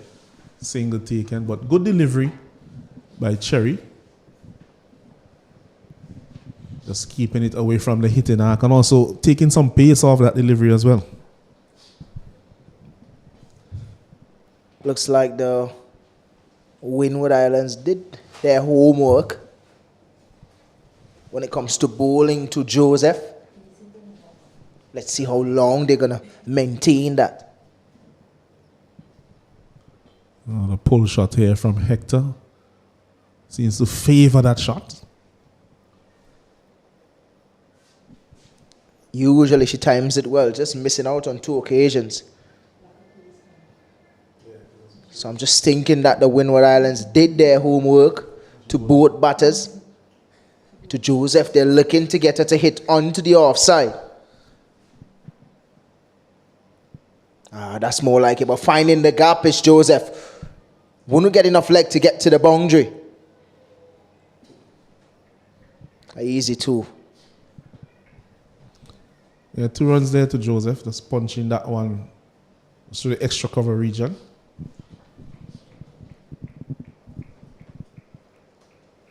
And that's the first 2 that she has run in the innings.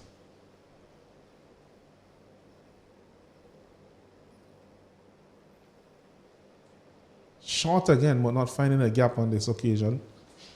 I think what Cherry is doing well here is not just the line she's bowling, but the pace. She's bowling very slowly, causing Joseph to have to wait an eternity for those deliveries. Straight to the field at extra cover. And the thing about it is that she's not just bowling slow and full. She's bowling slow into the pitch.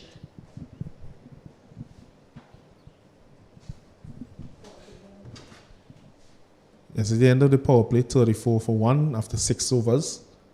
Ross 2 overs, none for 9. Cherry 1 over, none for 5. James has taken the solitary wicket. The other bowlers have bowled well, but without success.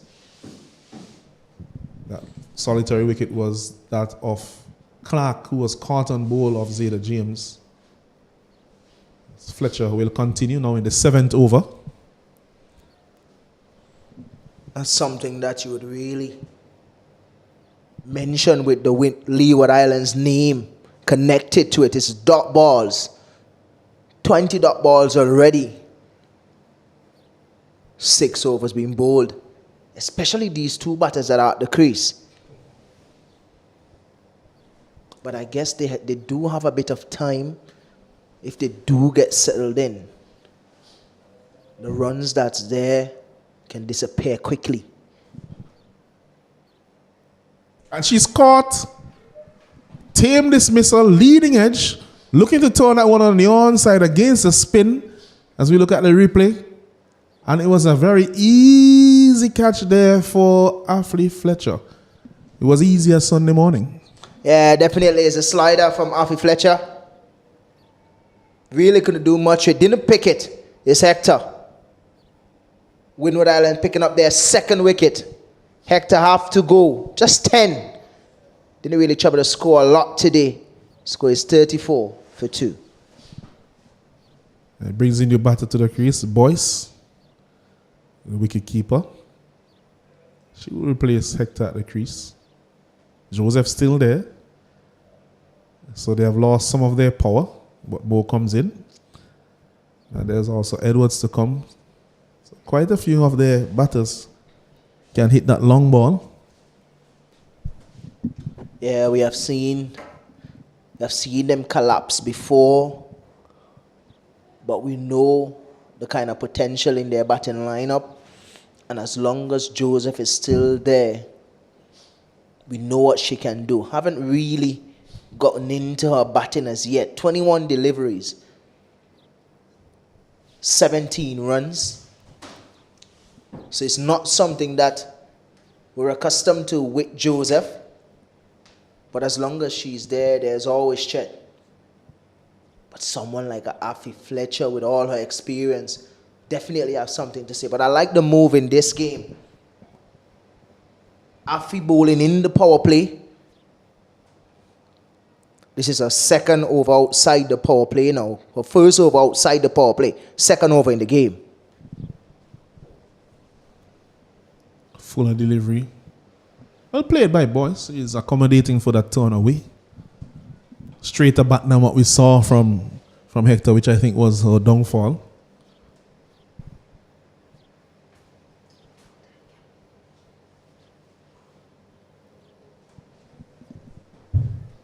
Not bad batting at all from boys. Just playing that down calmly on the offside with the turn. I think what she has to look out for is that straighter delivery. Top spinner. I'm just scared to say something nice. Because I'm not sure this commentator curse thing is... It's just riding with me and Stacey. So I'm trying to say less. I heard her saying a lot of nice things about Henry this morning. She did score 100, so I think today's a day. But it's the end of the over. Dot to finish, 34 for 2. Yeah, calmly negotiated there by boys, not willing to take much risks against Fletcher, who they know to be the trump card of the Windward Islands in terms of wicket taking. They might be thinking that they just need to reevaluate where they are and where they need to be maybe in the next 2 or 3 or 4 overs, probably around over number 10. They want to be probably around 55 or 60, at least at 50, I think. Anything short of that, then they would feel like they're really behind the 8 ball. It would mean that they'd have to get in excess of 80 in the last 10.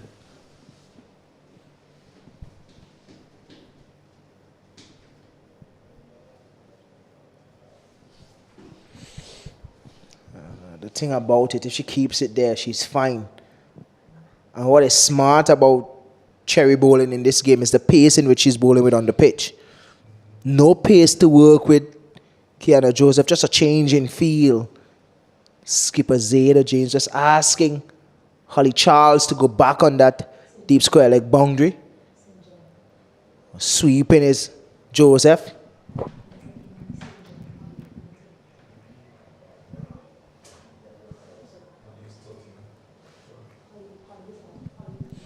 Actually, St. John going back on the boundary there.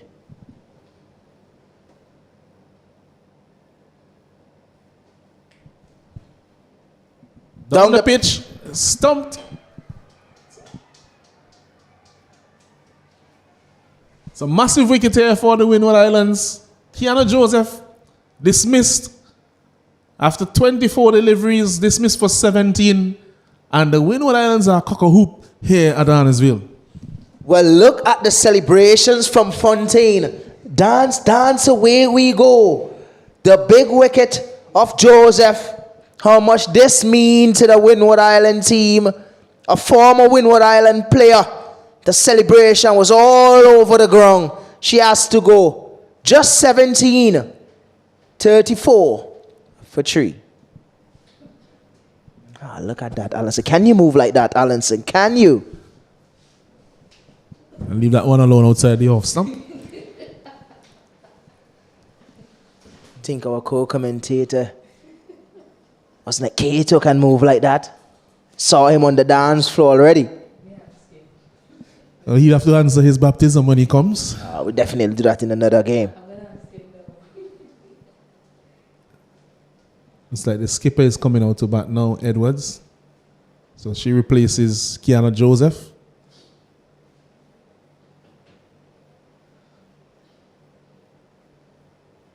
.96 needed down from 75 deliveries. Nisha Cherry with that massive wicket of Kiana Joseph.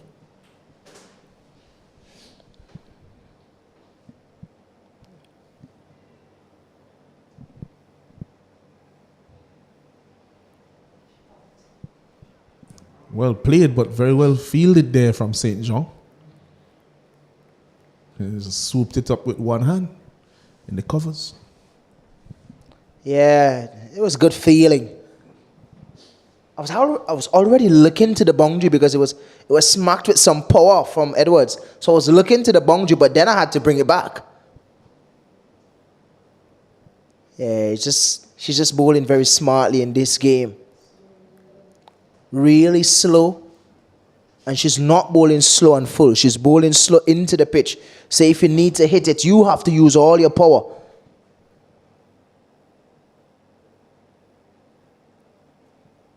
Yeah, on the line of the leg stump is that one from Cherry. Good work out there from Edwards. Just a single. So a single to finish that over. Wonderful over from Cherry. Picked up the wicket of the big bad Kiana Joseph. The score is 35 for 3. It's 35 for 3. Going at just about 4.38 runs per over. They need almost 8 runs and over from here on. 95 from 12. So 95 from 72 deliveries. Edwards and Boyce both fresh at the crease. So that will be an issue for them because they will take some time to get acclimatized to the wicket. But the Windward Islands will be smiling at this point based on where they are in the game. However, the Leeward Islands, they're not out of it just yet. They need a partnership from these two to be forged. And bowling for the Windward Islands now, it will be Janita Glasgow.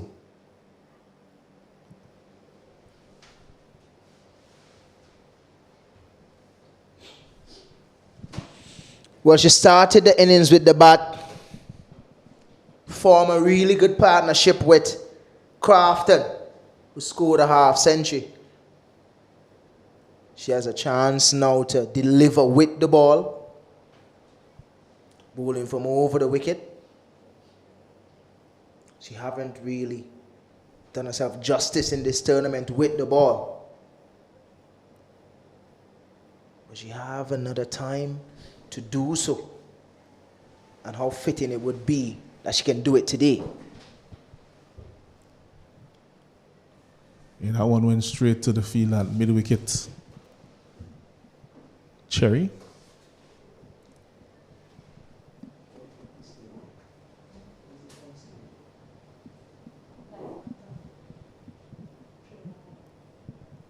Again, straight to Cherry.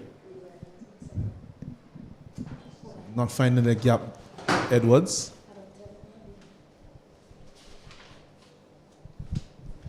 It's just all Glasgow Edwards Cherry today. They're playing in a triangle here.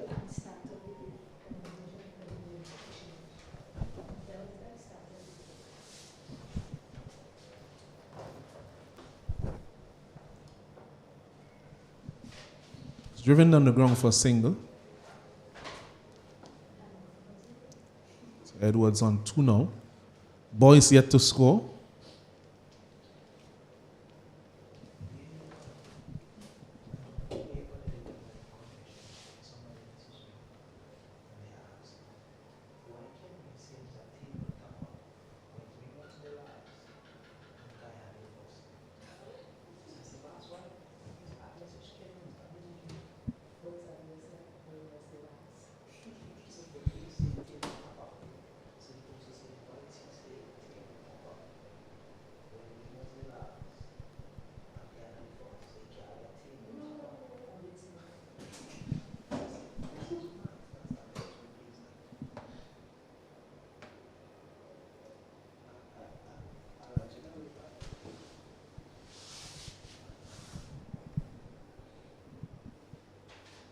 Bold. Glasgow strikes. Boyce goes without scoring.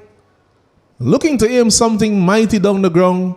And Glasgow was on target. Well, today could be her day. Such a celebration. Not a lot to scream about, says Glasgow. The job is done. Getting the wicket of Boyce. Really well bowled. Just shaping it nicely. Such a celebration. Not a lot to celebrate, said Glasgow. The job is done. Boyce is gone. One of the batters that can really destroy you if she gets settled in. She's gone without scoring. The score is 37 for 4.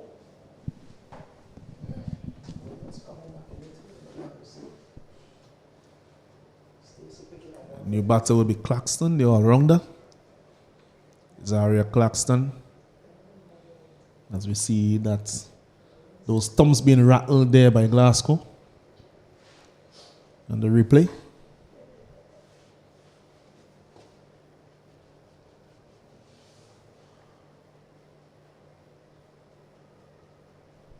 New batter is a left-hander, so left-hander replaces a right-hander, so there is no the restoration of the left-right combination.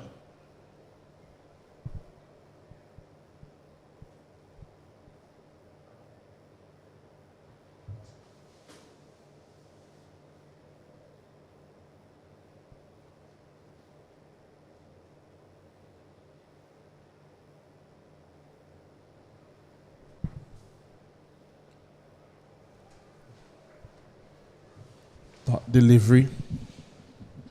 More pressure being built here on the Leeward Islands batters. 93 needed now from 11.1.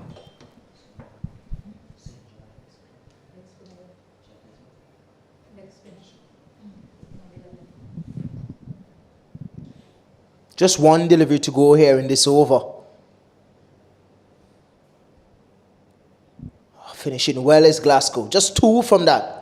Picking up a wicket as well, a wicket of Boyce. The score is now 37 for 4. Yes, 93 needed from 11. 8.45 runs and over. It will be a tall order. Not out of the realms of possibility, but really the pendulum is really firmly in favor of the Windward Islands from here on. Will take a magnificent performance from one of these two at the crease to get them over the line. Cherry continues. This one is driven over the top, over extra cover, into the boundary for 4. 2 bounces. Just a bit too much room there given to Edwards, and she was able to dispatch it comfortably. Yeah, just opening her arms a little bit. Is Edwards something that she can do very well. Just a little bit too much room there. Easy shot to play over extra cover. Helped herself, I would say, for a boundary. Change of feel here for Windwards again. Just bringing up that feel on the sweet boundary to extra cover. I think that's St. John. Again, outside the line of the off stump. Just pushing it down to the boundary. Good work from Craftton. It's Craftton. As you mentioned, push back down to the long on position after that boundary before.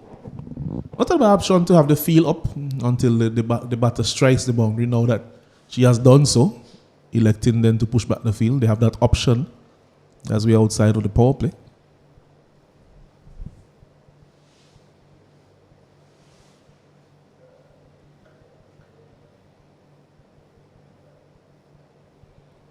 Full toss for maybe the up-teen time today has not been dispatched. I think that's the best delivery you can bowl in this tournament. Picking up wickets as well with the fuller deliveries. Just something I think the girls need to work on. Trying to go big as Claxton, move nothing but air. Yeah, she has to be careful there. They was going across the line against the tone. So not a bad delivery at all from Cherry. Bowling at a very slow pace. We would say that it's a teasing and inviting pace, but then she's getting turn as well, so it can be deceptive.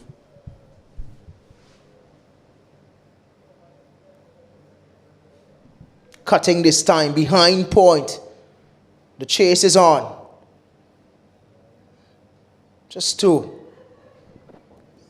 Good shot there by Claxton.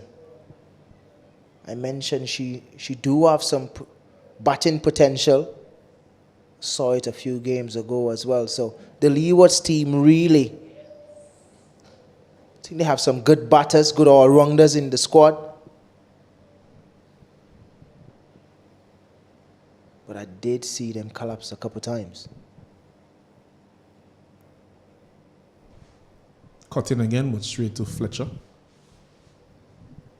At the end of 10 overs, Leeward Islands, they're 44 for 4. They will need 86 from 10 overs.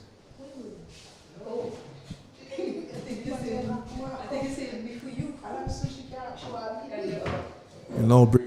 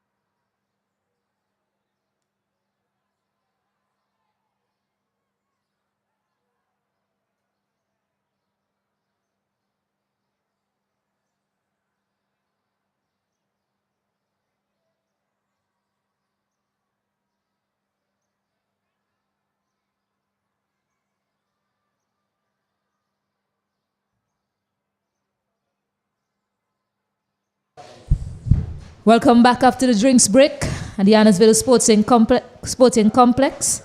Match between Barbados versus, I beg your pardon, Windward Islands versus Leeward Islands. Barbados played Jamaica earlier today. Windward Islands on top. Janelia Glasgow with ball in hand and right away into the action, picking up that big wicket of Captain Amanda Edwards. Yeah, with the kneeling, shouting celebration. Janelia Glasgow doing the job here. I mentioned she started the innings with the bat. She played a pretty good innings at the top with Craftton. Now with the ball in hand, she's doing the job. Even before she bowled that first over, I mentioned she would be needed today in this game with the ball to do something if the win was have to win this game. And she's doing just that. Amanda Edwards have to go just 7. She scored. The score now is 44 for 5. She has a good record against them with bat and ball in hand, Janelia Glasgow. Well, I'm going to say something on air, Kesrick, and I hope she hears me. This is the most passionate cricket I've seen Janelia Glasgow play for this entire tournament. And you see the difference when she's fired up, firing on all cylinders for Windward Islands. Immaculate line and length from her so far in her spell. 2 wickets, just 2 runs. Picking up 2 important wickets as well. Renice Boyce and now Captain Amanda Edwards. Well, it all started with the bat for Glasgow. Continuing here with the ball. They need her to go deep. Deep with the ball. Continue to pick up wickets. Just 2 runs to her name. 1.1 over 2 wickets. They would need her to continue. Divya Saxena now. Yeah, they need her to continue with this momentum. Saxena is at the crease.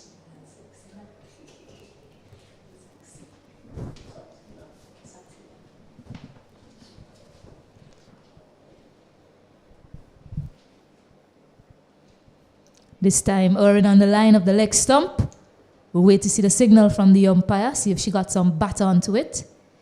Yes, she did so. Saxena is off the mark. You can see a bit of energy in the Windward Island camp. The females are buzzing around. Glasgow with a tail up. Yeah, given the way how they ended the innings, only scoring 49 runs from 62 deliveries after such a great start, one would have conceded that perhaps the score is too low. But they came out with a plan, and it's not just about having the plan, the execution was spot on as well. We had that conversation this morning about teams and plans.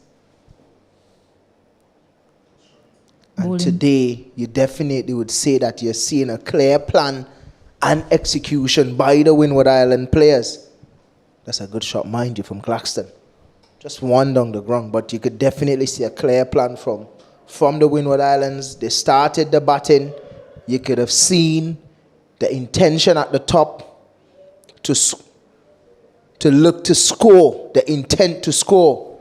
Came out with the ball and the executing as well. Sloppy piece of work there from Cherry. Just a single, not a lot of damage done though.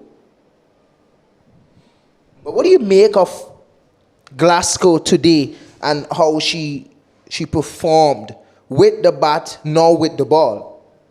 Well, that's what I said I think you stepped out for a bit. I said that today is the most fired up I've seen her. You're seeing the passion.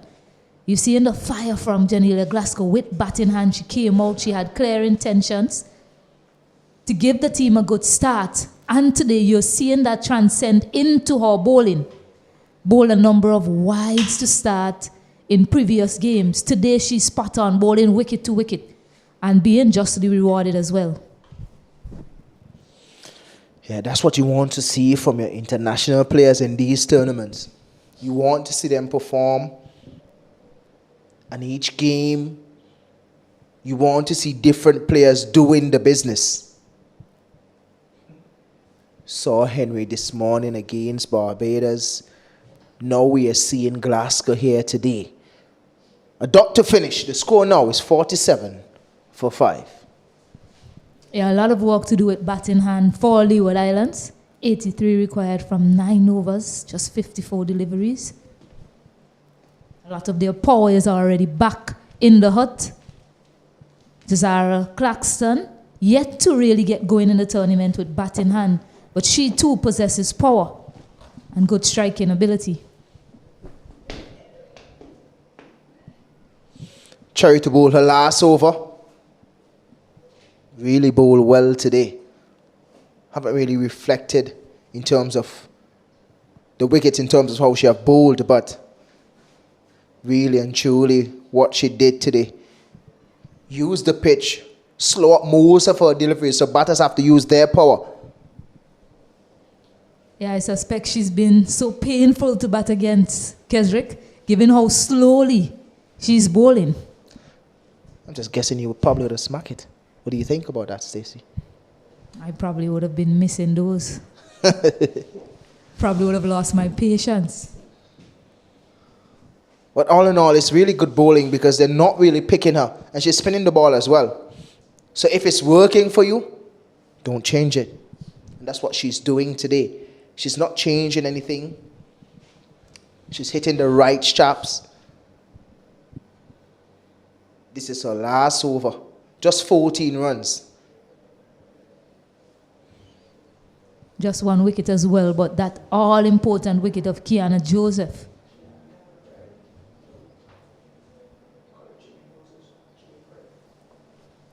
And you saw the celebration by Fontaine as well, who may have looked back on the tournament and said to herself, this is the easiest stumping dismissal that I'll get. Had a few close calls in some matches in terms of the stumping. There you talk about her keeping. But yeah, she really have good glove work, and not only her glove work as well, her celebration, Stacey. Just wish that the director had clips of her celebrating behind the stump with that stump out. Just wondering if he can move like that. We know Osnet Keita can. You know, I messaged Osnet while we were off here. Quick single taken, throw comes in. Really good throw there from Glasgow. Mention how fired up she is in the field today. Yeah, I had a chat with Osnet off. Yeah, and he said he's not sure what you're talking about, Kesrick. I'll get the tape.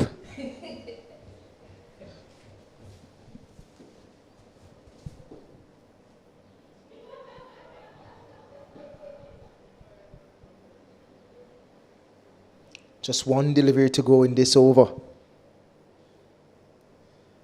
Coming back on the back foot, just pulling it straight to the fielder. A short mid-wicket. A dot to finish again. Really well bowled here from Cherry. Really bowled well today, Stacey. 4 overs, 15 runs. Just 1 wicket though. Yeah, good variation of lengths. Bowled with a very slow pace intentionally to these batters. Had Kiana missing a number of her deliveries in that over. Faced about 4 dot deliveries to her, and then she was looking to take her big down the ground, looking to use her feet. Good off-spin variation coming through, and then Fontaine doing the rest. So yeah, a good wicket to her, Nisha Cherry. Yeah, 14 dot balls as well in that spell. So congrats to her and how she bowled today. You could really see a clear plan.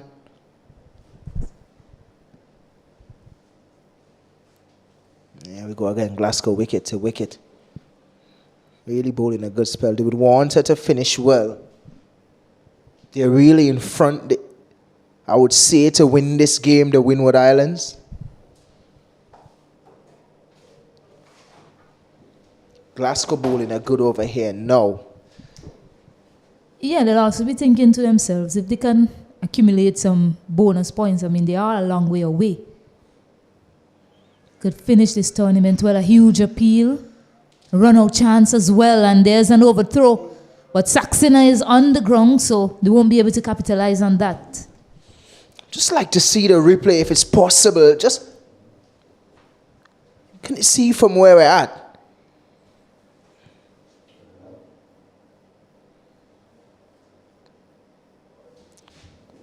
Just would love to see that decision again by umpire Williams.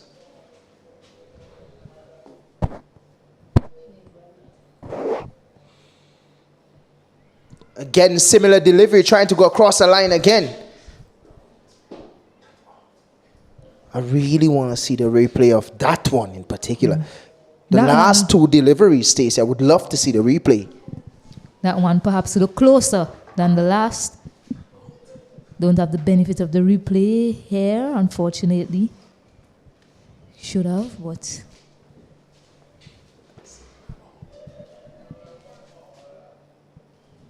And you look at Saxena as well. She has that trigger movement across the wicket. So anything hitting her full and straight could possibly be out unless it's hitting outside the line of the off stump. Nothing against the decision here, Stacey, but the fact that Glasgow have been bowling wicket to wicket all day, that have been the mode of operation for Glasgow in this game. Was a good shout, not outside umpire Williams. This one going down the ground. Looks like Afi Fletcher down there on the long off boundary. Just a single. Would have definitely love to see those replays, Stacey. Nothing we could do from here in terms of the decision making. Later when you get home, you can go on YouTube and pull it back. There's always that. When I'm home, it's time to sleep.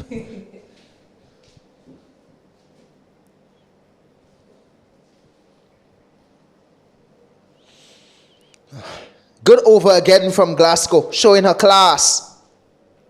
2 shouting that over. Not outside umpire Williams. A dot to finish the over though. The score now is 52 for 5.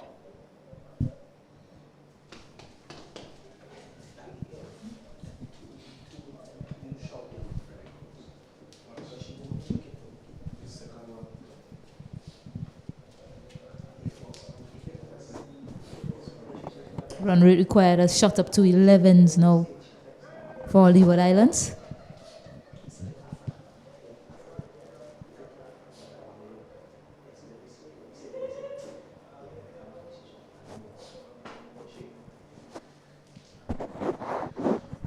Well, Afi Fletcher is back with ball in hand now.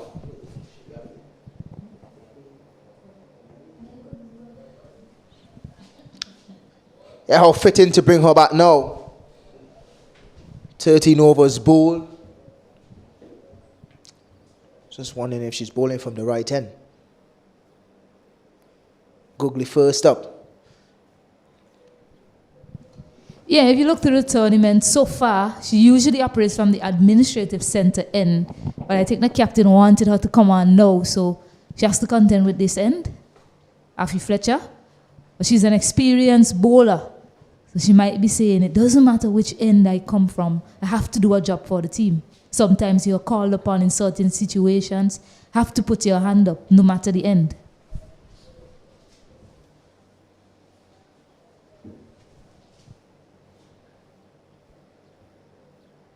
Yeah, and also the situation now with how they're bowling Windward Islands, if they can pick up a wicket in this over, it will firmly put them in front to win this game. So it's really not a bad decision to bowl her, especially at this point of the game. Just would have preferred to see her coming from the other end, like spin, going into the pitch, having them hit up in the wind. A lot of females can't really hit the ball into the wind for 6. But it's an easy catch for Craftton. Really good catch from her. Diving effort. Afi into the wicket. I didn't mention if they can pick up a wicket now, will firmly put them in a position to win this game.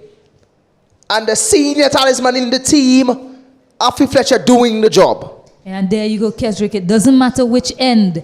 Experience is just that, and class is class. Afi Fletcher picking up that wicket of Jazara Claxton, who was looking to go big, take her on. Probably looking to clear that long on fielder. Craftton in the end taking a really good catch, diving forward. Yeah, it's really a stunner.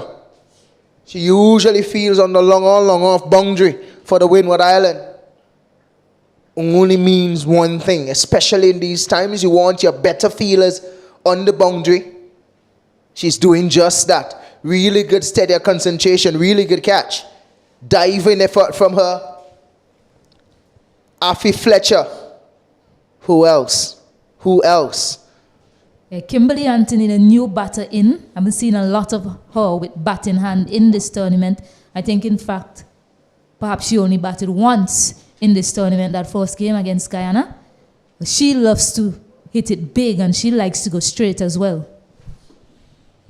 It's one thing to go straight, and it's one thing to bat Afi Fletcher. I mention it here. She's a serious competitor. She's not easy to get over the boundary. To really start against a class leg spinner like her, you really have to try to start well. There you see it. She's one of those bowlers in this tournament that really spins the ball, that looks to spin the ball, puts a lot of rev on the ball. Yeah, good loop as well for a leg spinner, good drift. Looks to go big and straight to Ashlyn Edwards, who's placed perfectly there. I knew it. Kimberly Anthony, it wasn't going to be long before she take on those boundary riders. Unfortunately for her, it brings about her demise as Ashlyn Edwards takes a simple grab on the mid-wicket fence. Well, it's a celebration that is known with the Windward Island females. You can't see me. Well, guess what? The Leeward Islands are seeing the Windward Islands right now because they are doing some damage. This is the 7th wicket. Afi Fletcher with ball in hand. With all her international experience, a wicket to finish that over. What a time to bowl. The experienced Afi Fletcher picking up a 3rd wicket. Just 7 runs. The score now is 54 for 7. Yeah, and probably the first time as well in this tournament you're going to see Janelia Glasgow finish her full 4 overs. Speaks to how well she's been bowling today. She wants the ball in hand. Glasgow wants to finish the job for her team. You know that, you kind of knew that the Windward Islands would be fired up for this competition between the Leeward Islands. Kiana Joseph used to play for the Windward Islands. She's now on the Leeward Islands team. And they wouldn't want to, as you mentioned, Windward Islands wouldn't want to lose to Leeward Islands. Likewise, Kiana and the Leeward Islands, they wanted to win this contest badly out of all the games in the tournament. Yeah, hence the reason for the celebration. You can't see me.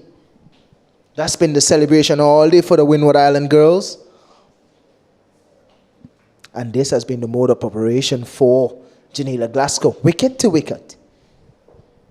You say it's a friendly rivalry. Kesrick? Looking for a quick single, good throw. Maybe would have seen Davronique Maynard. Dismissed. Direct hit needed there. Next over definitely would have brought back Afi for the kill. Because at the end of the day, net run rate may come into play. And looking at the points table as well, they are a long way away, Windward Islands. They're 5th on the table with 8 points headed into this match. Guyana was on top, 22 points.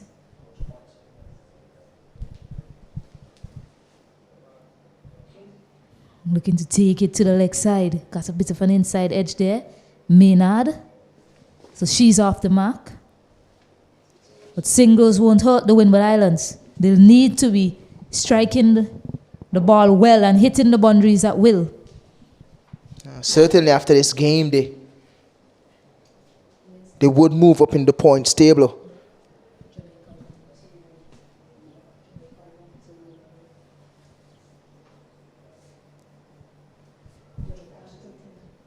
That will be according to how much points they do get out of this game.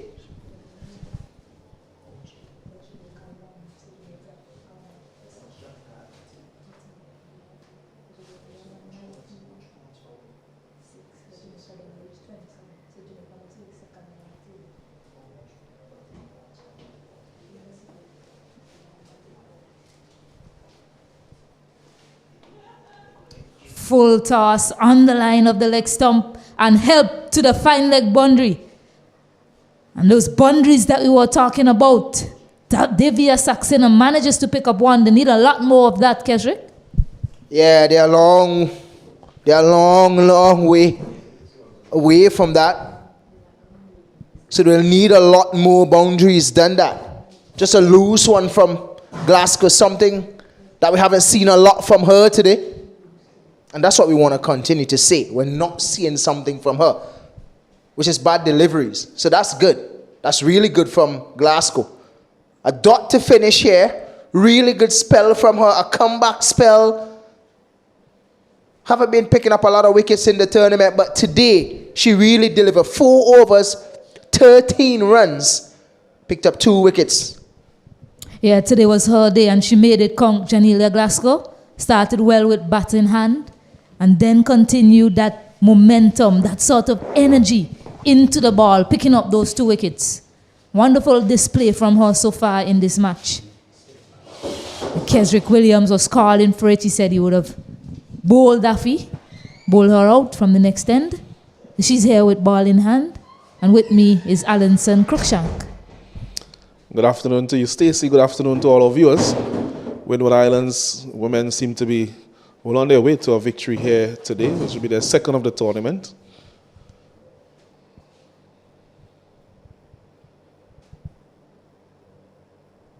sweeping that time. Very straight. Maynard. And you look at the points table.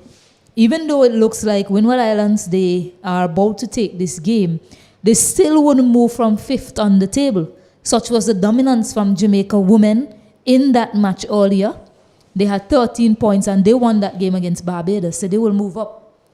Very full, hit far, and oh, what a grab.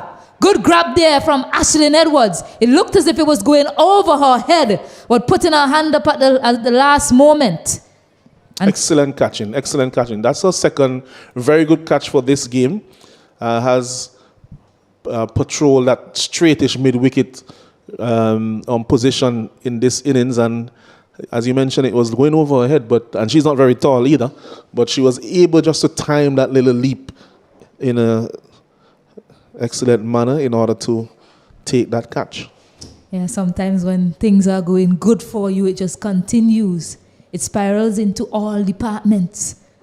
If you are under pressure, you may have well seen that going through her hands, but they're on top, Windward Islands, and a really good grab from Ashlyn Edwards on the boundary. So Afi gets a 4th wicket. Seems to like taking up bags full of wicket from this opposition. Afi Fletcher picked up a 5-wicket haul against them in the Super 50 earlier this year. Can she get another? Well, there are 2 wickets left to be taken. She has 4 deliveries. It's well within the realms of possibility.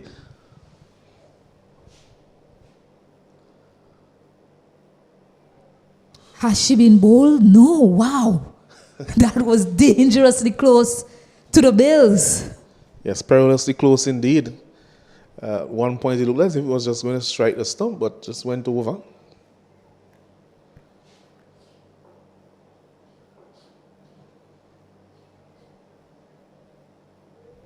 Oh my Very word. close again from Afi Fletcher. I think she should just bowl a straighter one because you're not getting close the low order to these leg spinners.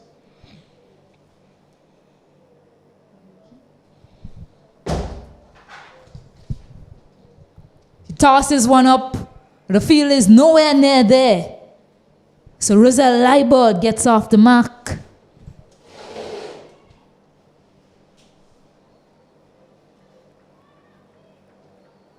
Come on.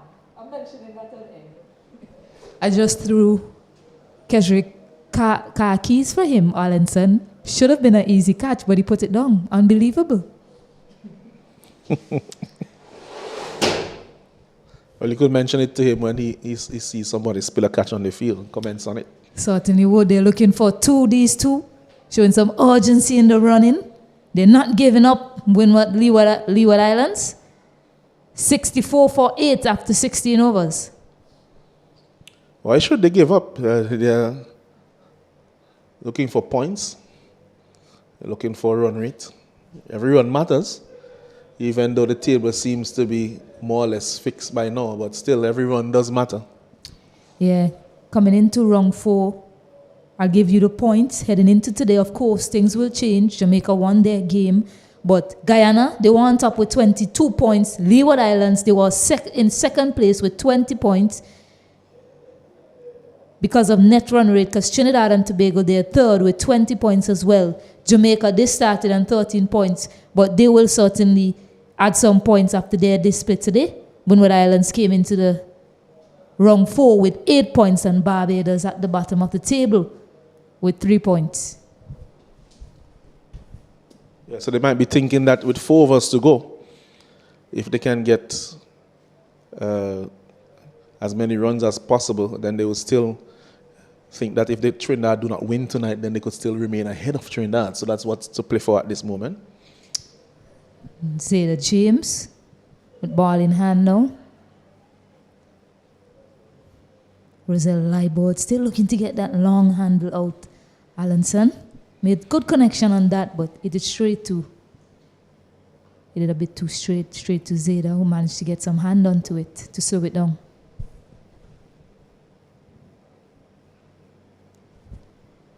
Oh, wow. What a spectacular grab.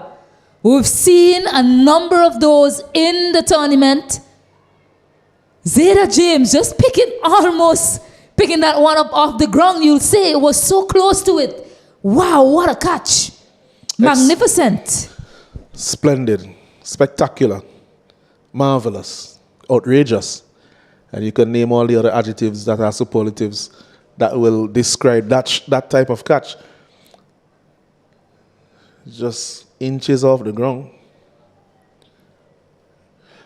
One of those catches where, it hits the finger, that you've gotten it out. So the batter stood there just for a little while, just looking to ensure that it was caught, but indeed it was. And so another wicket to James. She has taken 2 Craftton bowls as her 2 wickets in this innings. Yeah, the second one much more difficult. Seeing a number of good catches in the tournament. Shamilia Connell up there. This one from Zeta James. Mandy Mangru, Nia Latchman. Probably missed 1 or 2. I'll remember them later on.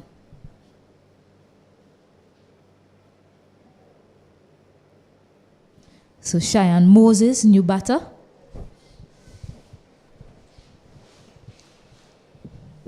Windward Islands, they'll be looking to wrap this up. We mentioned the importance of getting that bowling point.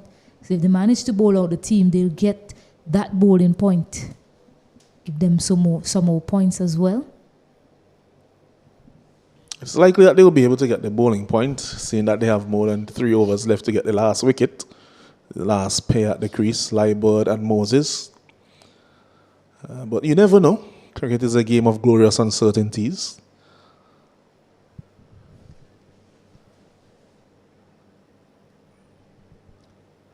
Playing this one across to the leg side.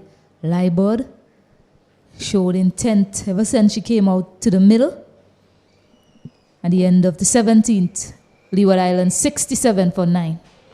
67 for 9, and you mentioned that Leeward, showing some intent. It's the time of the innings where the lower order batters can have a bit of fun, because usually they're batting with a lot more pressure and expectation on them, and they don't necessarily have the expertise of those in the top order. So now it's really an opportunity for them to take a swing and hope to connect on a few to get their side a little bit closer to the target.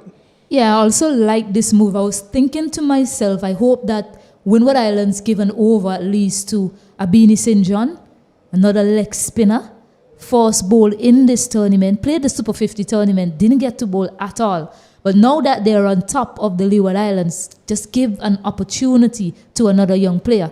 So here she is now, Abini St. John, with ball in hand. Not a bad start. Yeah, some turn, some bounce. And because the team is in such a good position, it eases the pressure off of her. So she can just keep it simple to start.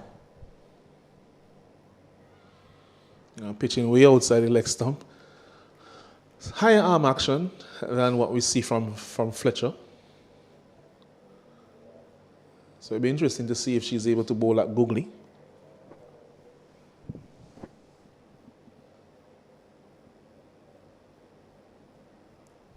Should be caught. No, just short of the fielder. And it will go for the boundary for 4.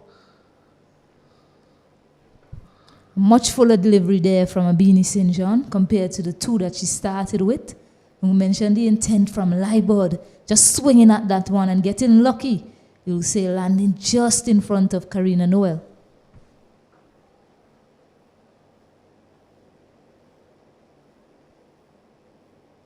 She came quite close to getting her first wicket. Leeward will not die wondering. Certainly not. She's going to have a go. We mentioned it's a fun time for the lower order. And she's having all the fun out there. Swinging for the hills is Leeward.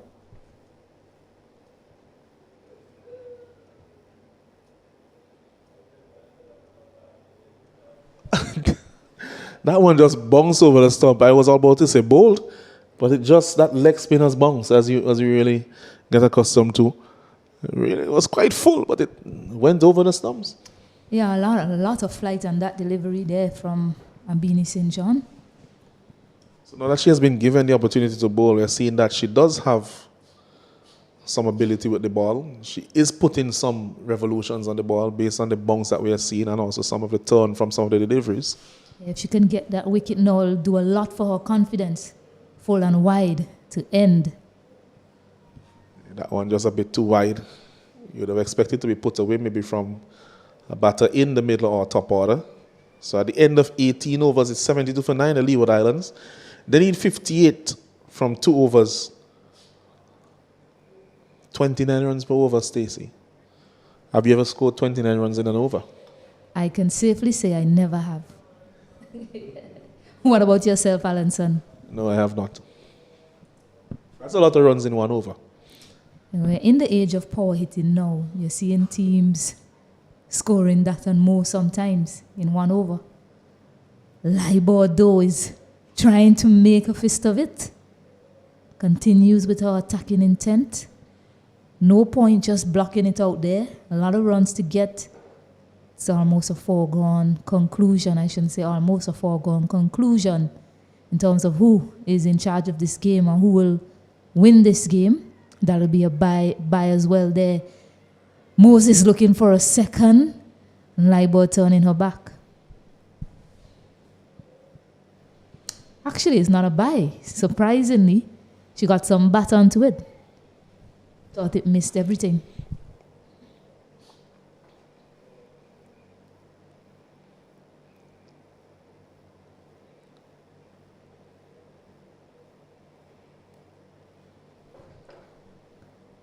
Just hitting it past off with Fletcher, Leeward.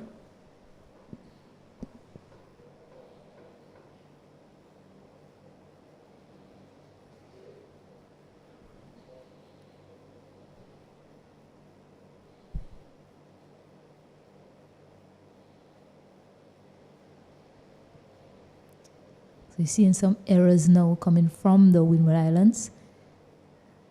A few wides, a few misfields as well. Still want to bowl out Leeward Islands. 1 wicket away from doing that.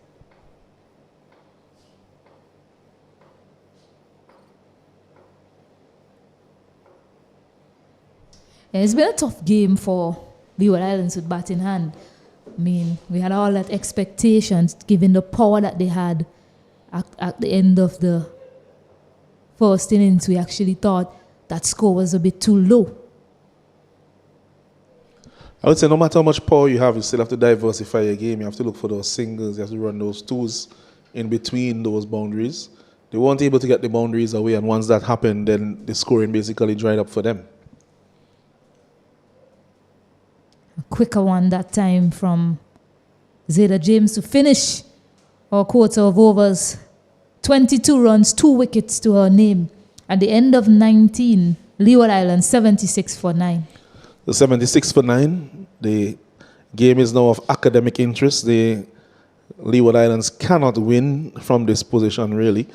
And so it's really just a matter of seeing whether they're able to bat out these next 6 deliveries and avoid stop the Windward Islands from getting that bowling point. But this is high in the air. Fletcher is on there. It should be caught. And Windward Islands win the game. They have the bowling point that they so desired, Stacey.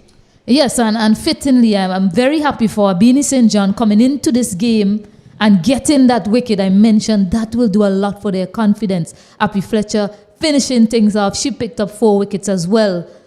So job done by the Windward Islands. Leeward Islands dismissed inside 20 overs for 76 runs. Yes, and you go back to the first innings, that 50 scored by Narissa. She was able then to give them that start that they required. She was dismissed when the score was on 80, but I think that she had already done her job. And even though the innings kind of faltered thereafter, it was still enough to put a lot of pressure on the Leeward Islands, who in the end succumbed and were dismissed now for 76 after 19.1 overs in pursuit of a target of 130. Yeah, you go back to that partnership as well between Glasgow and Narissa Craftton. The running was well between them. They didn't get stalled or bogged down at one end too much by any bowler. They found a way to keep rotating the strike. I think that was very important to what happened in that partnership of 80 runs between the two of them. Yes, and that is something that the Leeward Islands can really bear in mind in terms of how to approach the innings at the top. Yes, you're looking for the boundaries, but you have to take, at the very least, the singles, even if not the twos. And That's something there that I think that not just the Leeward Islands, but I think generally in the tournaments, most teams can learn from. And not just in this tournament, but also in the male competitions here in the Caribbean, tend to have a lot of dot deliveries, which do add up over time. Many times in a game, you come back to the end of the game needing maybe a run or two, or losing by a run or two that you could have taken as a single somewhere along the line before that pressure situation. So there you have it. The Leeward Islands, they have lost this game by 53 runs. The Windward Islands have won it. And we have one more game today at 7 p.m. local time, where we have the Battle of the Curries. Chicken curry versus curry chicken. Guyana versus Trinidad. We will be right back with you at 7 p.m. That's all from us here for now. We'll see you later.